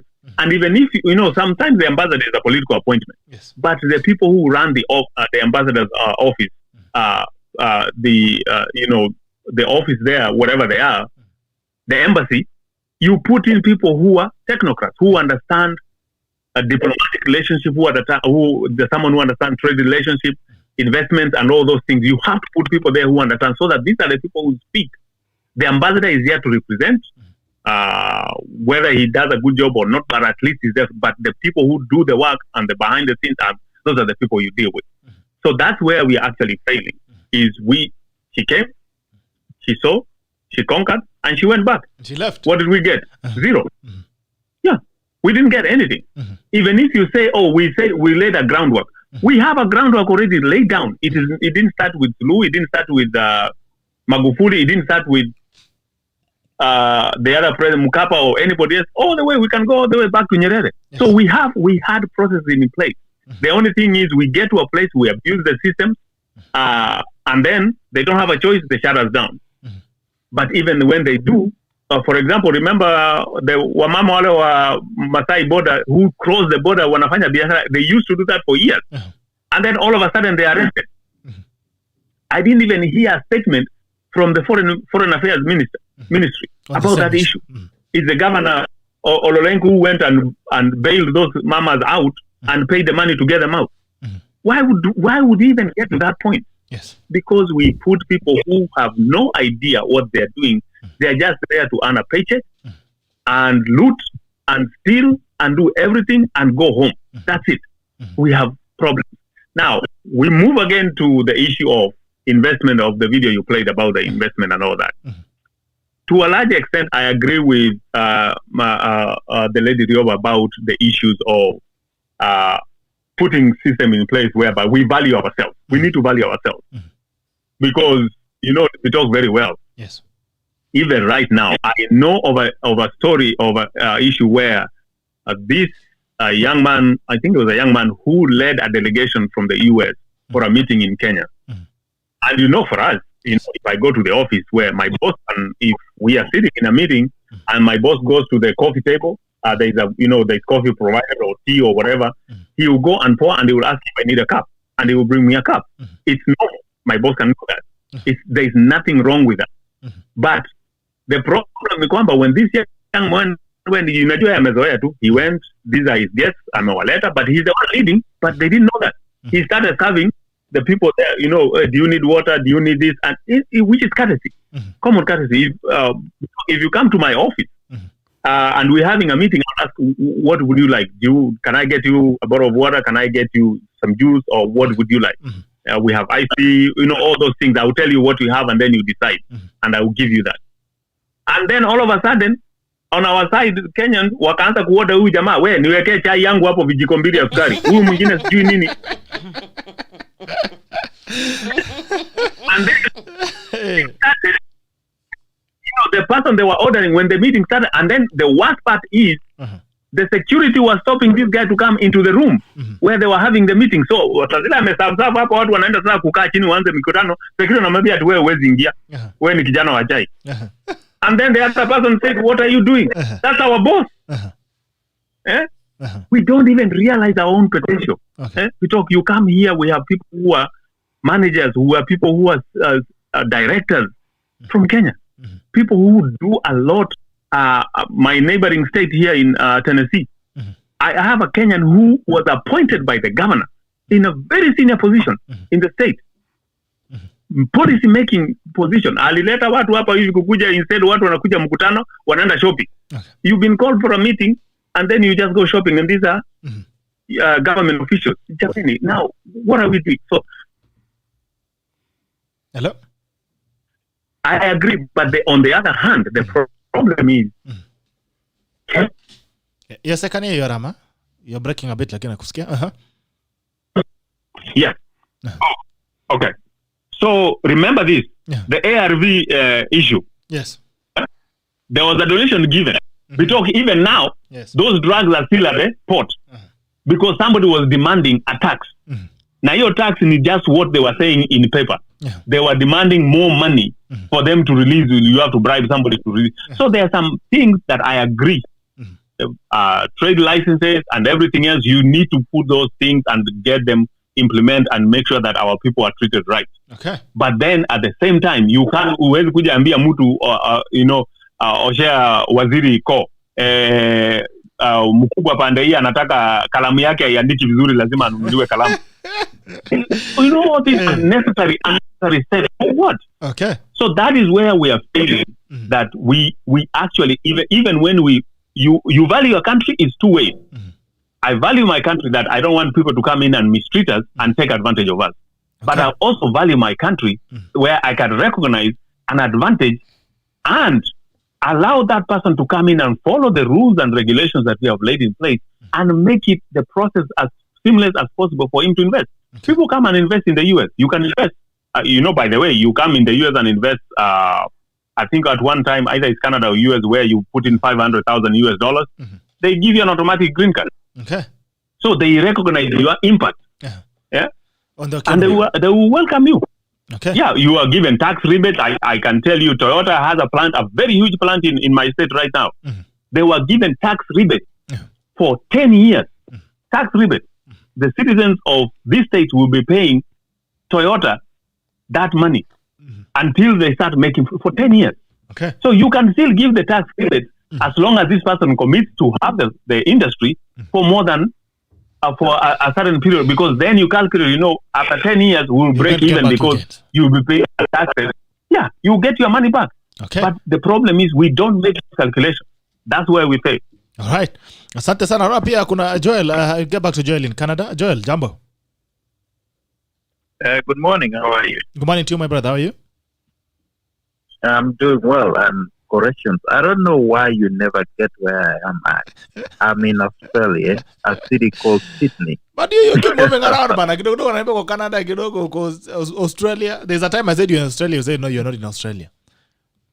No. I started in US and then I left to Australia. So I'm in Australia permanently until I come home. All right. Yes. Good conversation. I really concur with Arama and some sentiments made by people in the studio. Look, I did study policy here. Arama just said our president or our government did not have even a single policy statement to have or conversation to have over. Yes, absolutely. And that speaks to the kind of government we have. We have a very incompetent government, the government of people who are just there to milk our people dry. It's very sad. I have studied the trade imbalance between Australia and Kenya. We've had ambassadors here. We've asked them, What exactly are you doing here? Some people here get in trouble. A lot of Kenya was downgraded from position. Normally, when they're offering visa, right? Kenyans didn't have to provide bank statement. Few years ago, when I arrived here, 2014, 2015. Now you have to provide bank statement. Can you imagine how many Kenyans are being locked out because of that issue alone? How many Kenyans have bank statements of 3 million to come to Australia? And that's the work of ambassador. Ambassador, whenever they're here, they just enjoying the parks, but they never work for the people of Kenya. Look, the problem is, can you imagine Australia exports wheat to Kenya? The trade imbalance between Kenya and Australia is 3 times. Yes, I recognize that Australia does trade in Kenya, especially with mining, and that carries a lot of weight. But what about horticulture? What about taking people here who are nurses or people who are doctors? Australia accepts Kenyan nurses and doctors. They also accept Kenyan legal fraternity. But our government never talk about that. Our ambassador who is here never talk about that. It's about time we take our Kenyan embassies somehow serious. I saw a conversation between, it looks like Deputy President and Kenyan diaspora. Yes. That's the right direction. And I hope they don't do this for politics. How many times have we been promised some policy changes, something to do with diaspora, and make diaspora as, is it 48 what is it called? County. 48 counties. Yes. Yes, but that's just a conversation whenever politics or a general election comes near. Now, let's talk about things to do with investment. I've had conversations from the guests, and they've really spoken really well. Now, we don't need to go to US or Australia to do case study. We can go to Rwanda. You cannot and you will never start a business in Rwanda or in China unless you have a Chinese or Rwandese partner. Okay. Why are we allowing Chinese in Kenya or any other person? We are not talking about Chinese alone. Any other foreigner to do business in Kenya without co-ownership of Kenyans. Okay. We have a problem there. Right. The other thing, whenever registering a business in Australia, even myself, if I want to register a business today, I will just go to our website. I don't have to go to any individual person. I'll pay the fee online. That way we eliminate this nonsense of corruption.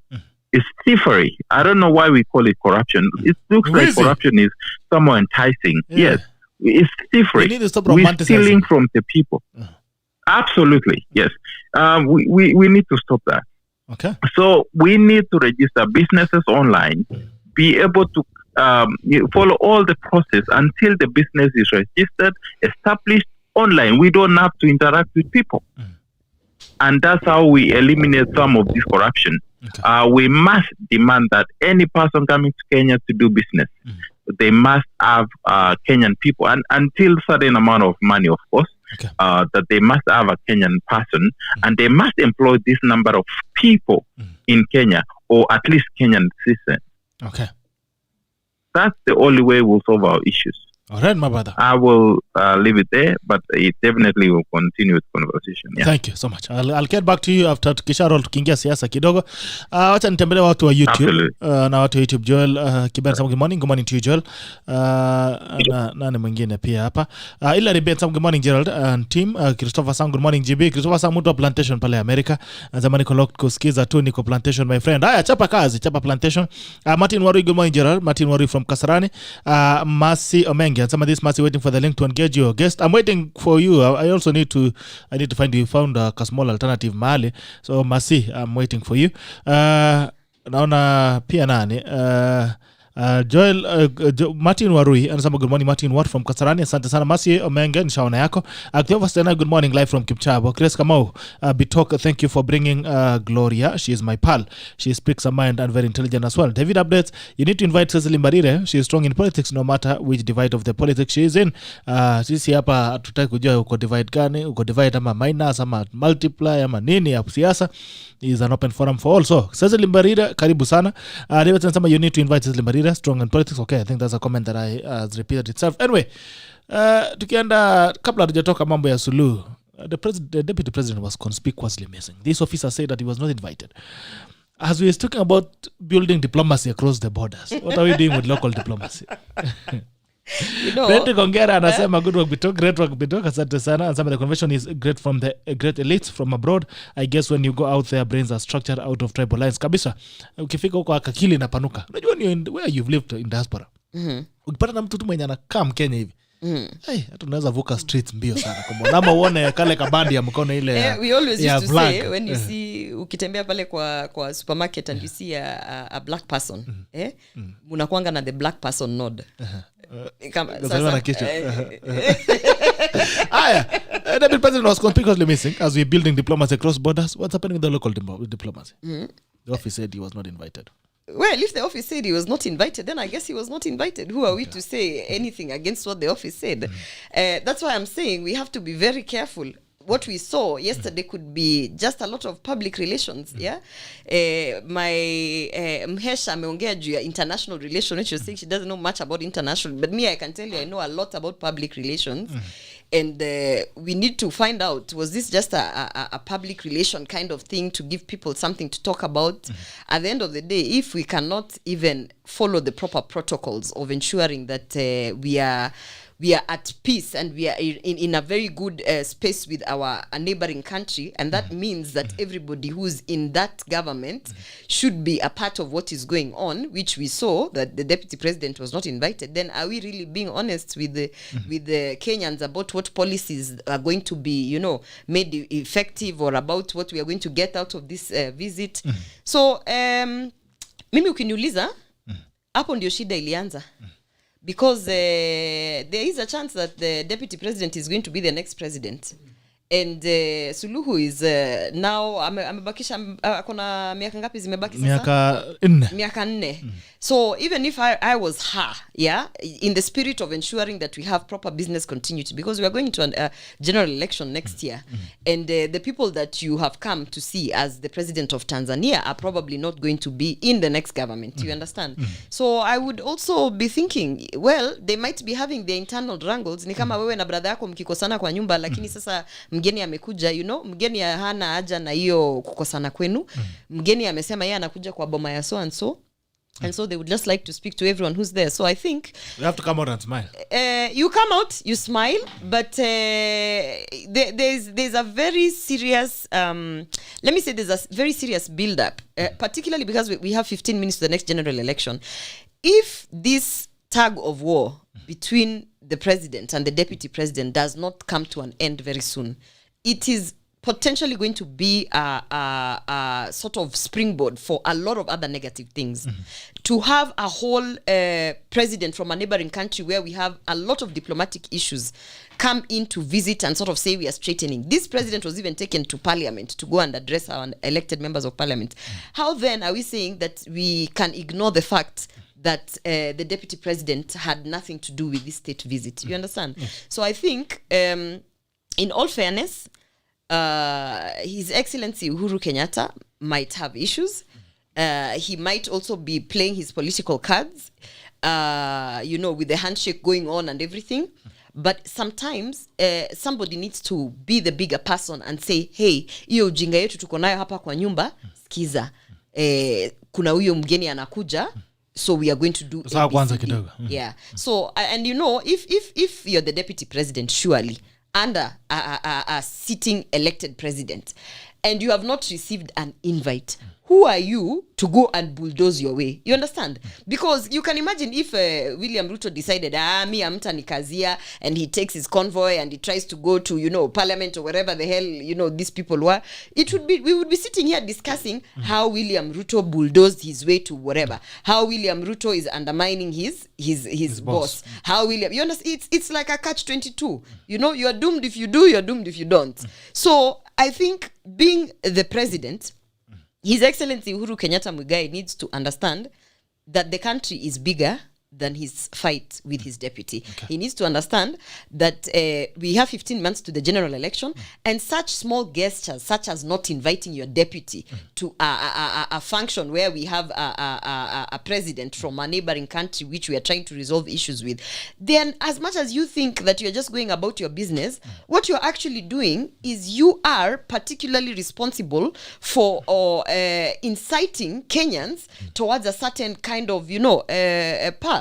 So he needs to, I really think Uhuru Kenyatta needs to step up his diplomacy game. He needs to step up his if he really is saying that his legacy is going to leave Kenya united. That is the reason why we have this Building Bridges initiative. How are you uniting Kenyans when you cannot even unite with that your deputy? So if he's serious about being remembered for a president who actually brought unity, who brought peace, if he's serious about this Building Bridges initiative, some of the things that we are seeing happening back and forth, for me, if you ask me, are just the telltale signs of that he's not serious, that he actually doesn't really care about this country. For me, it actually seems that he's doing time. It's like 15 months. Ukiamuka unasema sasa tumefika ngapi 14 months. Yani it's like, can I finish this thing so that I can go where I'm going? But if he truly cares for this country, those kind of gestures which we have been witnessing since their fallout, at this point, particularly because we are getting closer to the general election, they need to stop. And the only person that can stop those things is himself. If he had sent an invitation to the deputy president, let's just take, for instance, that an invitation was sent officially and the deputy president was summoned and told, the president of Tanzania is going to be here. I would like for you to go and accompany the Minister of Foreign Affairs and so to go and do you think that Deputy President William Ruto would snob his tasks that have been given? Of course not. He would show up. He would do the duties as he has been assigned by his boss, who is the president. And today we would have been talking about how this state visit was carried out in the proper procedures, with the respect that it deserves, with the unity that we are trying to push. But unfortunately, that is not the case. Yeah. So, my bottom line on all of this is, you cannot tell Kenyans about building bridges between the 47 different tribes or counties. You cannot tell Kenyans about your legacy as living this country in peace. You cannot tell Kenyans about your Big Four agenda, which includes food security, which is a problem because that is the issues we are having back and forth with Tanzania in terms of trade. You cannot tell them about manufacturing and how you want to push the manufacturing sector and this and that. And in the same spirit, actually ensure that your deputy president, who potentially is the next president of the Republic of Kenya, was actually not invited for this kind of affair. Okay. Yes. All right. What do you make of that, Mheshimiwa? Me, I'm very reluctant, honestly, to go into areas for which I am not well versed. So let me, of course, you are very well versed. I'm not well versed. I don't know. So let me just tap at that one, because these governments are political as well. So there's a mix of politics, the law, the international relations. Just many things, and I think that the burden of just sorting out the problem with Tanzania might have weighed a bit too heavily, and you can't mix your international relations with your local relations, and I guess the president chose to go with the international relations. Did he tell Zulu about BBI? Anyway, BBI, is governor, so that BBI inaingia bungeni leo, and it's said to be voted in by parliament. I don't know, what do you expect from that? There have been contentious issues. ODM has cracked the whip on its members who are dissenting again. And they're raising very valid questions. I don't know what you think about the Ulabalu within Parliament. The only thing is the mode that the BBI took, which is the popular initiative. And once it takes that mode of popular initiative, the role of Parliament is not as strong. Parliament is stronger on initiatives, on the parliamentary initiative route. So this took the popular initiative, unfortunately limits the power of Parliament to do anything with the document that is going to go to the people. So I think Parliament should just do the right thing. Let the document go to the people. Let the people make their say. Let their people give their view. It's going to be a good afternoon to just see how the members of Parliament vote, because that will be an indicator of the regions and an indicator of what is going to come with the referendum. But by and large, a lot of the matters addressed in BBI are towards stabilizing the governance systems, but also ensuring that resources are better shared and better spread out, not just at county headquarters, but also within the wards. And inclusion, making sure that groups that have traditionally not been included in governance are now included in a bigger way, including women and young people. And so, whichever way we go, if we vote yes, we vote for stronger systems. If we vote no, we also vote for Constitution of Kenya 2010, which is also equally strong. So we are good if we vote yes, in my view, much better. But even if we don't vote yes, no need to panic. The Constitution of Kenya 2010 is good. Tunasonga. But what it will mean is that this will be a postponed conversation. It will just be that we have postponed the conversation. But the question is, don't you think the BBI is causing more division than unity? Look at ODM, for instance. Today, ODM is disintegrating because of BBI. Also, the country having a conversation whereby people are saying we want it, others are saying we don't want. There's a lot of emotional throw hints in between. What do you think is happening? The practice of politics is just that. Is the practice of politics. And I like that ORWOBA wants to join a party. Once you join a party, that's it. I want to join a party. You have to join a party for you to vie. No, you can vie as an independent. Yes. But then that will give you problems, and I will tell you why. Because our democracy is a party-based democracy. When you come in fact, in law, we call independent candidates confused candidates. Because when you come to Parliament, now it is a bit of a problem for you. Because our democracy is party-based. We have a party-based democracy. And because it is party-based, there were reasons why independent candidates were allowed, including that our parties are not democratic. So the parties can have the problems we are complaining about in the ODM. But it is a party-based democracy. And what happens with politics, huwezi ingia jikoni, alafu unaanza kusema moto imekuwa mingi. Hapana, jikoni kuna moto. Ukiingia kule ulijua kuna moto. Wewe pambana na wapishi, pambana na moto, pambana na kuni, pambana na viberiti. Kwanza siku hizi viberiti have acquired a new kazi ingine.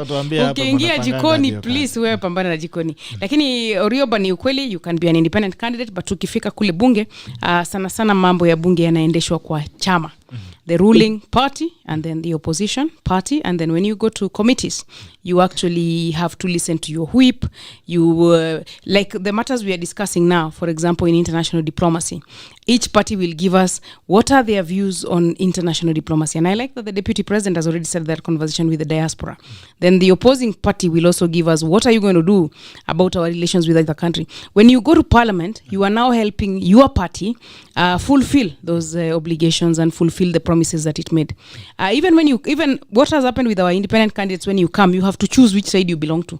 All the independent candidates in Central, unakaa pande ya hiyo. Independent candidate wa other regions, utakaa within the dominant party system. Because when you come, you need a committee, you need to serve in the house, and Parliament you don't serve unless you're in a committee. It is a committee-based, party-based system. So with the BBI, some divisions have come because of those who support and those who don't support. Those are healthy divisions and healthy conversations. A country that speaks to itself is a country moving forward. The contestations we are having on whether this is right or wrong, those are healthy conversations of our democracy. And I think that we've come of age. So tuachiliwe, we go to the referendum, we vote. This is our third referendum. Remember sasa siku hizi tuko kama in Africa, sisi ni kama experts wa referendum. So tunaweza tafundisha Tanzania na Uganda na mambo ya referendum. Na kugeuza katiba. Lakini uzuri wa hiyo kama sasa ukweli katiba ya 2010 songesha mbele sana. Hizi mambo tuko nazo sasa hata counties hatungekuwa nazo kama si katiba ya 2010. So tena BBI itusongeshe mahali pengine ikipita. Isipopita tukae pale 2010 tena tufikiria fresh. After 2022 2023 tena tufanye BBI ingine. Lazima. Hizi kama sisi kila mtu Mkenya unajua kama sisi 2/3 tunakuangata na bill zetu za kuchange katiba. Tulikuwa na duale 1 tukakuwa duale 2. Sisi BBI tukakuja BBI sasa a lot of our 2/3 matters are in BBI. BBI isipopita itabidi tena tuanze tena. Unajua Chief Justice ameshasema parliament is unconstitutional for as long as it hasn't passed the 2/3 law. Kwa hivyo si BBI isipopita tunaanza tena another constitutional amendment. So BBI tunaweza pitisha alafu wewe ukikuja tena ukuja na BBI yako. BBI mpaka kila Mkenya akue ita to take like the vision for BBI is at minimum 20 year period of implementation. Kwa sababu lazima ward fund iende, lazima county funds iende, lazima tuone how those county functions work. And the good thing about the resources going to counties, it now allows counties to do more than what they have done with the 15%. So it will take us about 10-20 years of implementation. After 20 years of implementation tutafanya uchaguzi zingine kama 4. Tukiona vile tunasonga, then at that time we might need to have another constitutional moment. And part of the problem with the national architecture is the design that allows only 2 leaders at the top. With a country so diverse and so divided and a country of 45 communities, that design has a bit of a problem. Hiyo design lazima hapo iangaliwe. Lakini kwa nini kwa hii serikali ambayo kwa nini rais hajaweza kupanga hivyo? Huyu rais unajua alikuwa na implement katiba ya 2010. Sasa katika hiyo hali ya kuimplement in goodwill kwa nini balance, because there's been complaints that he's not balancing the appointments in government, and why is he not balancing in political reasons really, and also the ethnic backgrounds, tribalism, all of those are still problems that we have to confront. What actually we are looking forward to with the BBI is a situation in which your county has enough money. Na sijui umetoka county gani? At least I know ORWOBA is from Kisii or Kisii County. I'm from Nyeri County. Bitok, which county? Uasin Gishu County. That you have enough resources in Uasin Gishu, you have enough resources in Kisii, we have enough resources in Nyeri. It doesn't matter who is president. It doesn't matter who is president. That what matters is that we have enough resources to conduct our lives. Then after that, it really shouldn't worry us too much on who's president. But we are not there. Then we should not be expanding it. We should be focusing on developing money so that we don't care. No, we talk actually. I have someone on call. Just a minute before I get to you. Hello, Jambo, good morning. Good morning, Gerard. How are you, sir? Niko salama sana. Niambie bunge la mwenye nchi. Yeah, this is Martin Wari from Kasarani. Yes, Martin, habari ya Kasarani? Salama sana. Tuambie mambo. Salama sana. Say hi to our guests there, Gloria and Priscilla. Hi. I think I want to address the issue of President Suluhu Samia Hassan's visit to Kenya. I have followed that conversation keenly because I am a student or a graduate of diplomacy and international relations. Okay. So I think I can help smooth some things. Number one, I think we have mixed a lot of issues, yeah? So what Gloria was saying is correct. I also feel it's not correct in some way. So where Mheshimiwa was talking about the principle of reciprocity, you know, that is a fundamental of diplomacy. And I think the issue that the business person was raising was not the issue about, you know, compliance and whatever. I think he was trying to speak to the issues of the hurdles that are being put in his way in his effort to comply with whatever it is that he needs to comply with so that he can bring his investment here, create jobs, set up businesses, yeah? So I think one of the things that we must do is that we must... the officers that we have in government, we also must be very speak to them, you know, very boldly. As the president must make it very, because you see at the international level, we are all trying to compete for direct foreign investment, and if we are not attractive as a destination, that foreign direct investment is going to go to another country.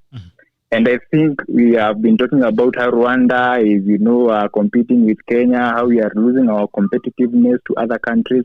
So if we need to, or if we must preserve that competitiveness, then we must deal with some of these issues, yeah?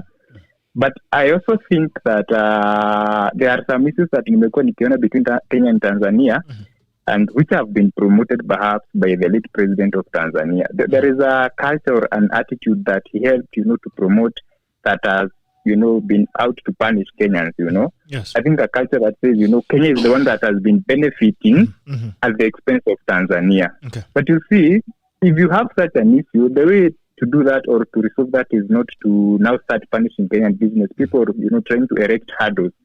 I think it's to take it up at the level of leadership with your president and also at the Ministries of Foreign Affairs and Trade. Okay. But one of the problems that we have in this country, I think, is the leadership at the Ministry of Foreign Affairs. Okay. Ever since Ambassador Amina Mohammed left that ministry, I don't think we have had, a very strong leadership at that ministry. I think, Monica Juma and now Ambassador Rachel Omamo, I don't think they have steered that ministry very properly. And, in our foreign policy document, economic pillar is one of the main pillars. It's one of the 5 pillars, promoting economic diplomacy. So we need to do better on that area. The last issue that I want to talk about is this issue of the deputy president and the president. And I know, Priscilla is trying not to comment about that issue. She's trying to play safe. She's big smart. There is no harm in that. But I think it does not project us in a very good light. Sometimes I feel like the president also degenerates to this level of politicians when he should, sometimes act above that. And, you can talk about, wanting to play politics and all that. But it would be, what would he lose by inviting the deputy president, really? Sometimes I think we take our politics too far. And, I feel sometimes like the way the deputy president is being treated is the way we were treating Honorable Raila Odinga. We sometimes invest in a lot of nonsense, and then at the tail end we realize how much we have played ourselves. The deputy president is a serious player he is a serious political actor in our politics. Treating him in the manner that he has been treated alienates or disenfranchises a lot of members of our society. I have a feeling that in 2022, because of how we have treated the deputy president, we are going to start where we were with Honorable Raila Odinga. We are going to have almost half of the country alienated. You start now, coming up with another BBI. The president should do better. Sometimes I don't understand. And NYOKABI should know, Honorable Priscilla NYOKABI. In fact, I remember when Priscilla was elected, I remember an interview she did with Citizen TV. Even before she was, sworn in, Yes. And she was saying, now we have finished elections. You should now, we have a president. We are going to swear in a president and a deputy president. We should now, the opposition should accept the results and wait for this government to work. I have to say that Priscilla NYOKABI was perhaps I think she's the women rep that I admired the most in the first term of Jubilee. And I think I have a lot of respect for her. But, there are some things that Priscilla, perhaps in her unguarded moments or privately, she will accept that matters have not been handled correctly in this second term between the president and the deputy president. Both of them are at fault, but I think they should save us, from trouble and go sit somewhere, sort out their issues. They don't have to agree politically, but they can agree that their continued, relationship, this bad blood is not good for the country, is not good for any of us. They don't have to be on the same political side, but I think they owe it to us to sometimes, act as statesmen and do that which is right. And I think exactly. Okay. Sometimes, Professor J. Saitoti said there come a time when the country is bigger than any of us. And when we get to that time, we need to really leave our egos somewhere. And I know men have a lot of, very big egos. Put them aside, do that which is right. Then after that, I think we can go. So let us strive to do better. And I hope, and one of the ways to do that is for the president to tell the people around him and the deputy president to tell the people, which are the people who had, all into these flames, Sometimes, gentlemen, ladies, I know we all have these issues, but this one does not require us to bring those issues now. We can go back to those issues, but we need to act as statesmen now. All right. Thank you so much, Warui. I really appreciate your comments and also for feeding us. One thing about you is that you're always giving us very expert comments. We really appreciate. And tutaendelea namna hiyo. Salama sana. Nitakuwa litakuwa TV nitakuandika kazi kuwa resident analyst. Asante sana. Thank you so much. Nasalimia watu wa Kasarani. Maanza kupiga kura ya Juja ama wewe huko Juja? Juja mimi napiga kura pale Geshogo constituency Kirinyaga County. Nyinyi watu wa diaspora. Mlikuja Nairobi, ni mnakuja tukukula pesa yetu. Mimi ni neighbor pale wa PRISCILLA Nyokabi. Sisi ni we are rural guys Nairobi. Sasa Nyokabi akiongea vizuri naweza mwambie uvukishe kura, lakini Nyokabi akai kuongea vizuri. I would really love to support her and vote for her. But I think also in Kirinyaga we also have Martha Karua. She's been my MP. And I think mimi nataka kumweka governor, kwa hivyo Nyokabi I'm sorry. But I speak to my friends in Nyeri. Ndio marafiki. Hiyo si mbaya sana. Tumejikaza. Nashukuru sana ndugu yangu Arui, kwa na siku njema. Lakini usiondoke, endelea kukaa pale tuzungumze pamoja. Asante. Haya, back to Gloria. Kabla tujarudi diaspora kwa kina Rama, tujue kama tupata Masi kwa line. Tafadhali jaribu kutafuta Masi kwa line. Kabla tujarudi kwa tuende kwa Gloria.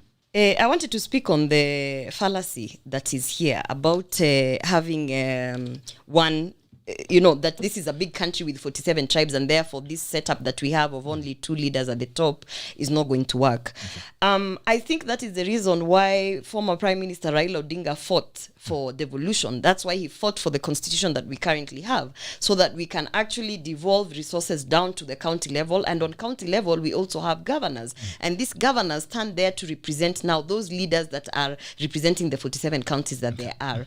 To say that BBI is actually solving the problem of regional balance, to me, is actually a fallacy, because you can't fit 47, 40, is it 42 or 42 tribes? 44, now we are 45 plus Chinese. You can't fit 44 tribes into the executive of 5. You understand? You cannot fit 45 tribes there. If we are unable to even put regional balance in terms of the appointments in the cabinet, in terms of the appointments in the state agencies, in terms of the appointments in all these other commissions and whatnot, then what makes you think that if we expand that executive, we are going to get it right? That fallacy of that BBI brings regional balance because of expanded executive, forget about it. Hiyo ni kipindi watu wanatuambia. There's nothing like that. Now, on the issue of whether BBI will pass or not, on what they're debating in the National Assembly and the Senate, like Nyokabi said, this is a popular initiative, and so the cause is that it is debated in the National Assembly or the Senate, but they are not debating it to approve it or to reject it. Okay. They are just debating it to actually shape the opinions of the people in the different regions. Okay. Because even if they reject it, they have no option but to pass over the bill to the president, in which case then the president then will pass it to IEBC. But we know that there's a court order.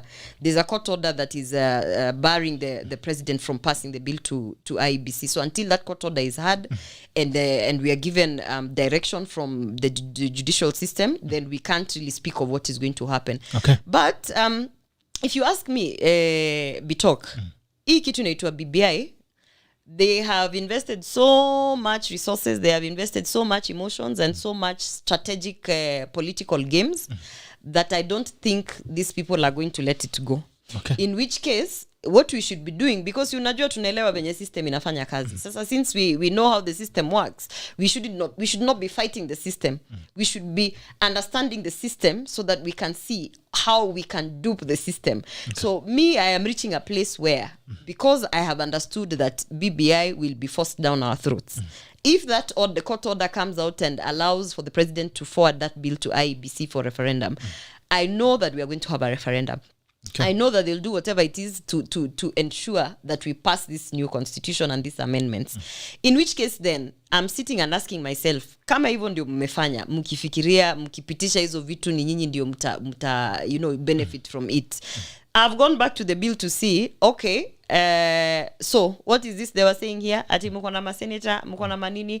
Then as Kenyans, what we should be doing, of course, as we are waiting for that thing to come to the ballot and we vote for however way we want to vote, yes or no, we should also be saying, if these guys are trying to bring in some new systems so that they can again benefit from them, waendelee kukula kutoka kwa hii serikali, waendelee kufanya venye wamekuwa kutufanya the last couple of years, then the question is, what are you as a Kenyan citizen benefiting?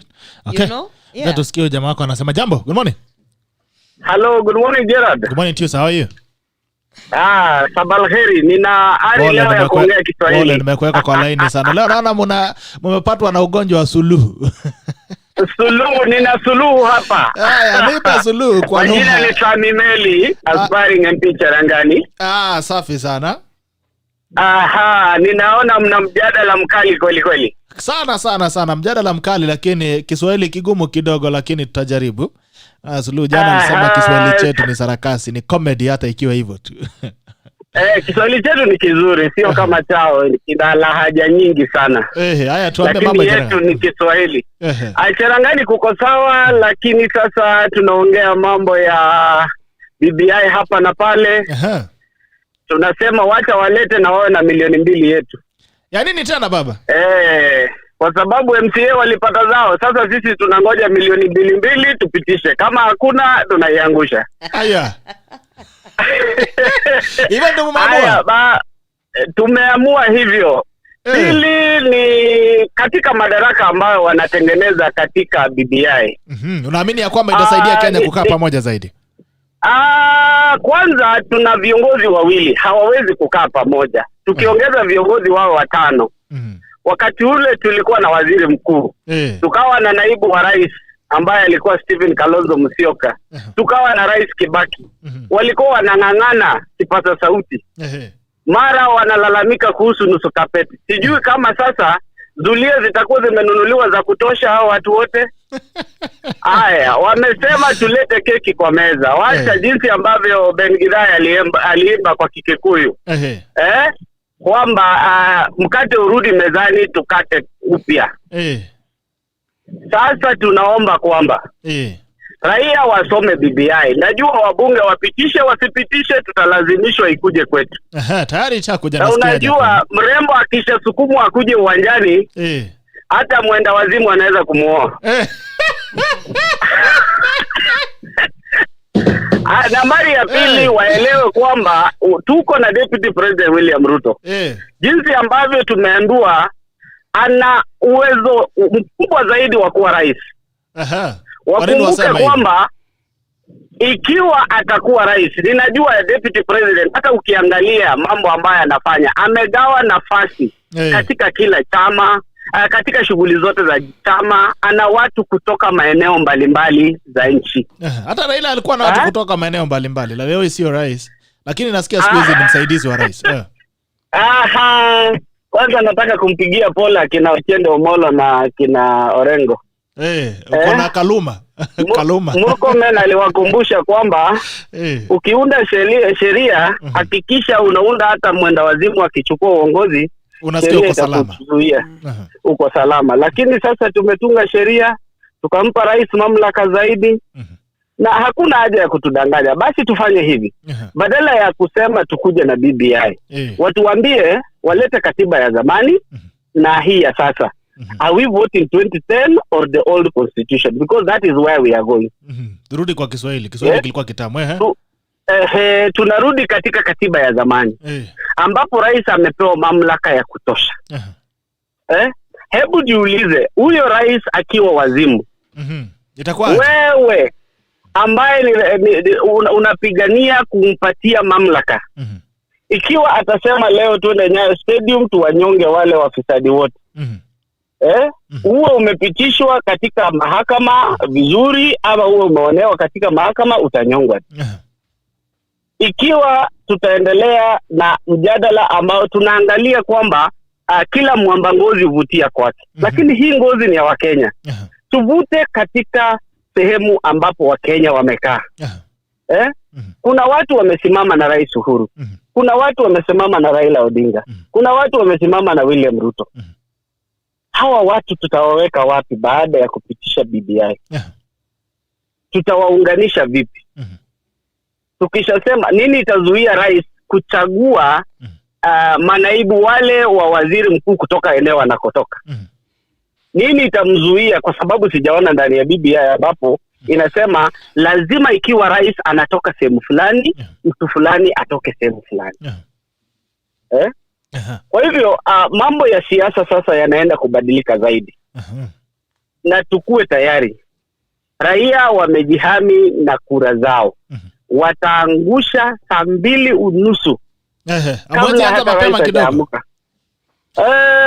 Tunataka kumpatia nafasi wapandishe bendera kwanza. Kwa sababu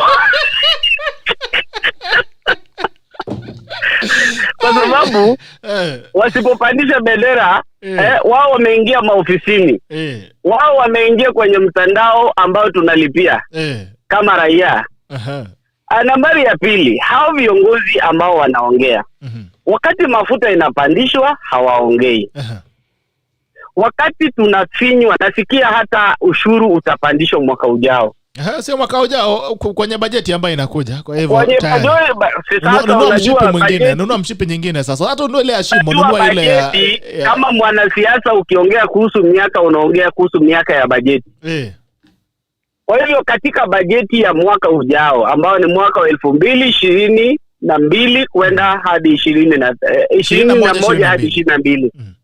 Kwa hivyo wale ambao mlikuwa mmefurahi mmefungiwa mambo ya kutolipa ushuru, mjue mtarudisha ushuru huo.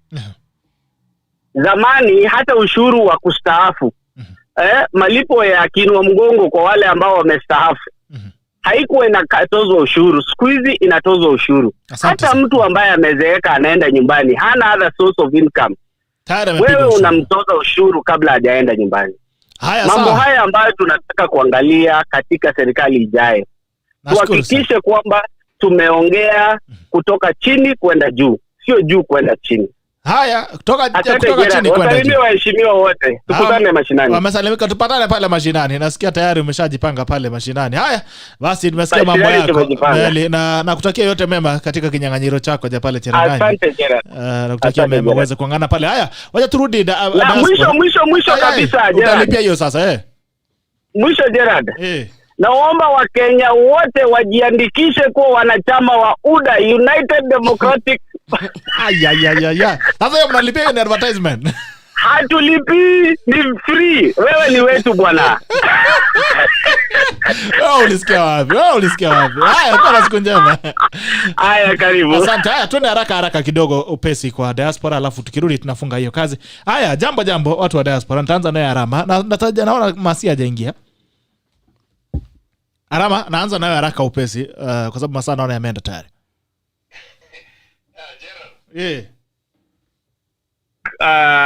Without a doubt, you need to bring these ladies back. Nimeona they have made the conversation today. Unajua nimekuwa nikiswitch between my computer na simu kwa sababu ukiniweka on hold I can't hear on the phone, so I have to go to my computer. Pole kwa hiyo maneno. But no, that's fine. It's okay. The contribution ya watu wengine pia is very important. It's good to have all perspectives. Sure. Gerald, one of the things I just wanted to say and I think one of the things we need to start holding, and I've said this so many times, but I still keep on saying the same thing. We need to hold our elected leaders accountable. Let me give you an example. Yesterday, unfortunately, nilisikiza wewe na Rigathi mkiongea ikafika mahali usingizi kanibeba. I didn't even call in. I was going to call in nimuulize maswali kidogo. But it's okay. But there's one thing that I did not hear him say. Ulimuuliza swali ya ile bill walipitisha, the law they passed ya security. Section 4. Section 4. I did not hear him apologize to Kenyans for voting for that bill. Aliomba msamaha, alisema he really regrets. Akasema kwamba siku nyingine ambayo inakuja it will not be part of any injustice against any Kenyan regardless of any political alienations. Aliomba msamaha kabisa. Na hata akasema we apologize kabisa. Okay, if he did that, please tell him I say thank you to him. When you talk to him again, say that to me is a sign of a good leader. Watu wa Jubilee wameokoka sana. Ile wokovu iko Jubilee ni hali ya juu. Damu ya Yesu inatosha. Because Gerald, if people do not see their mistake, now acknowledge your mistake and apologize and do better next time, we are not going anywhere. Now, I think you guys talked about committee assignment na vitu kama hizo. And NYOKABI really pointed out very well. When it comes to committee assignments, those are things given to you by the party. Now, Gerald, and I want to give an example. Umepewa kazi kwa kampuni. You have been put as a manager. The CEO amesema, this is the vision for this company, this is where we want to go. Alafu wewe kama manager unakuja unasema, CEO alisema kila siku, let's say for example, Maridadi Motors CEO amekupa kazi, wewe ni manager, kazi yako ni kusupervise sales people.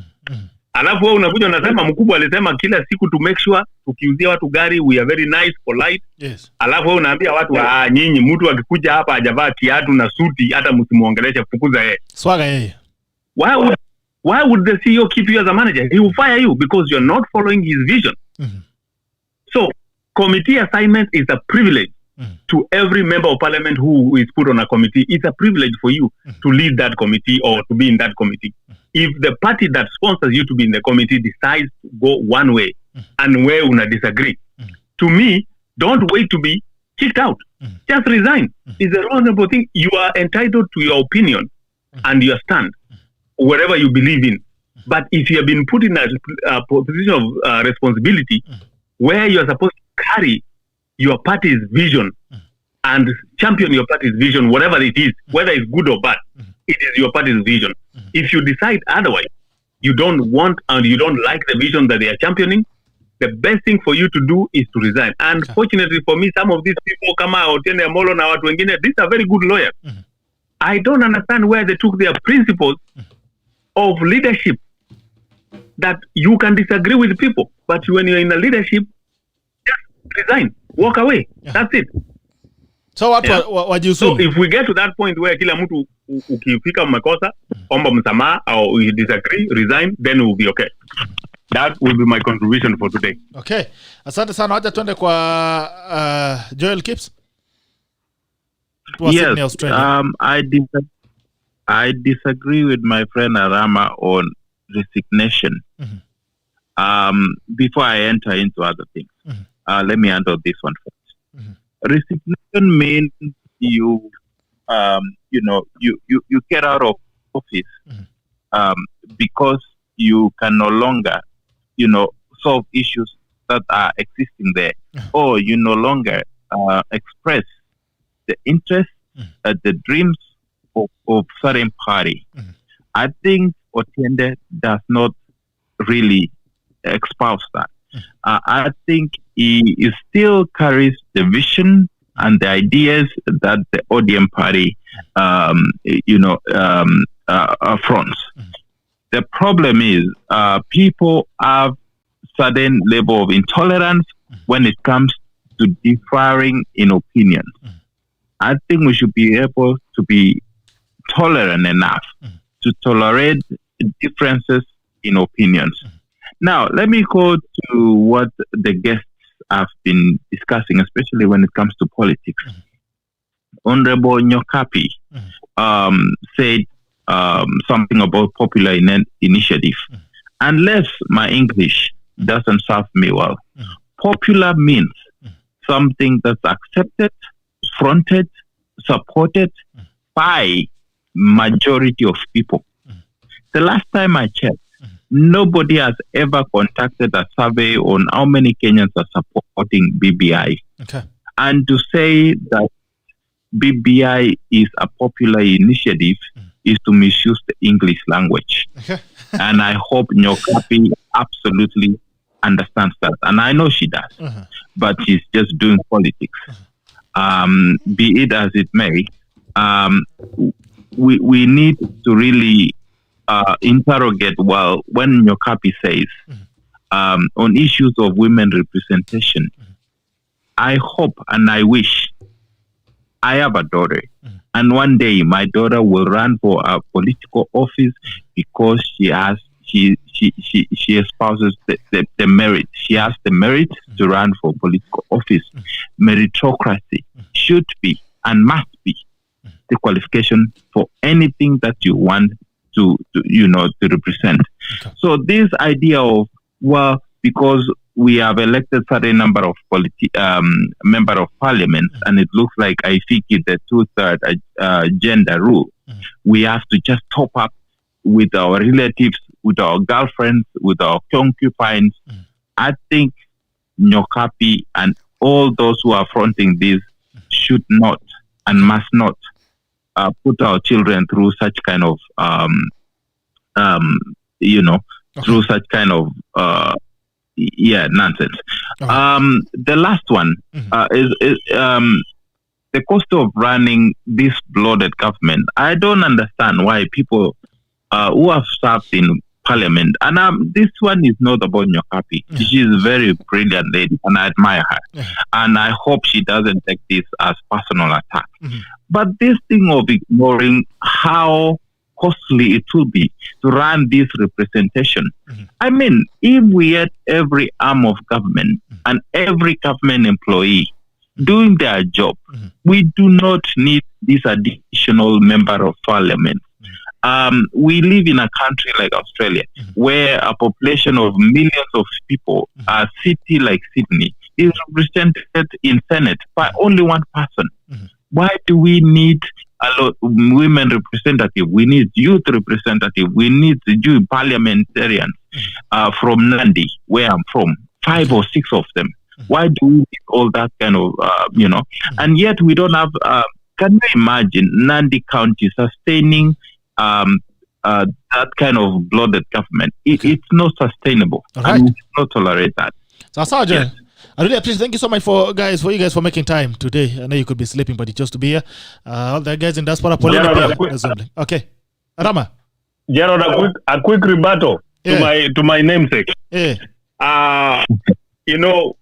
When it let's just go basic government, and I know tumeshafunga tumepitisha masaa. Aya sawa. Next week we'll continue next week utapata rebuttal. Bitok, I think there was there's a point there that we have to correct.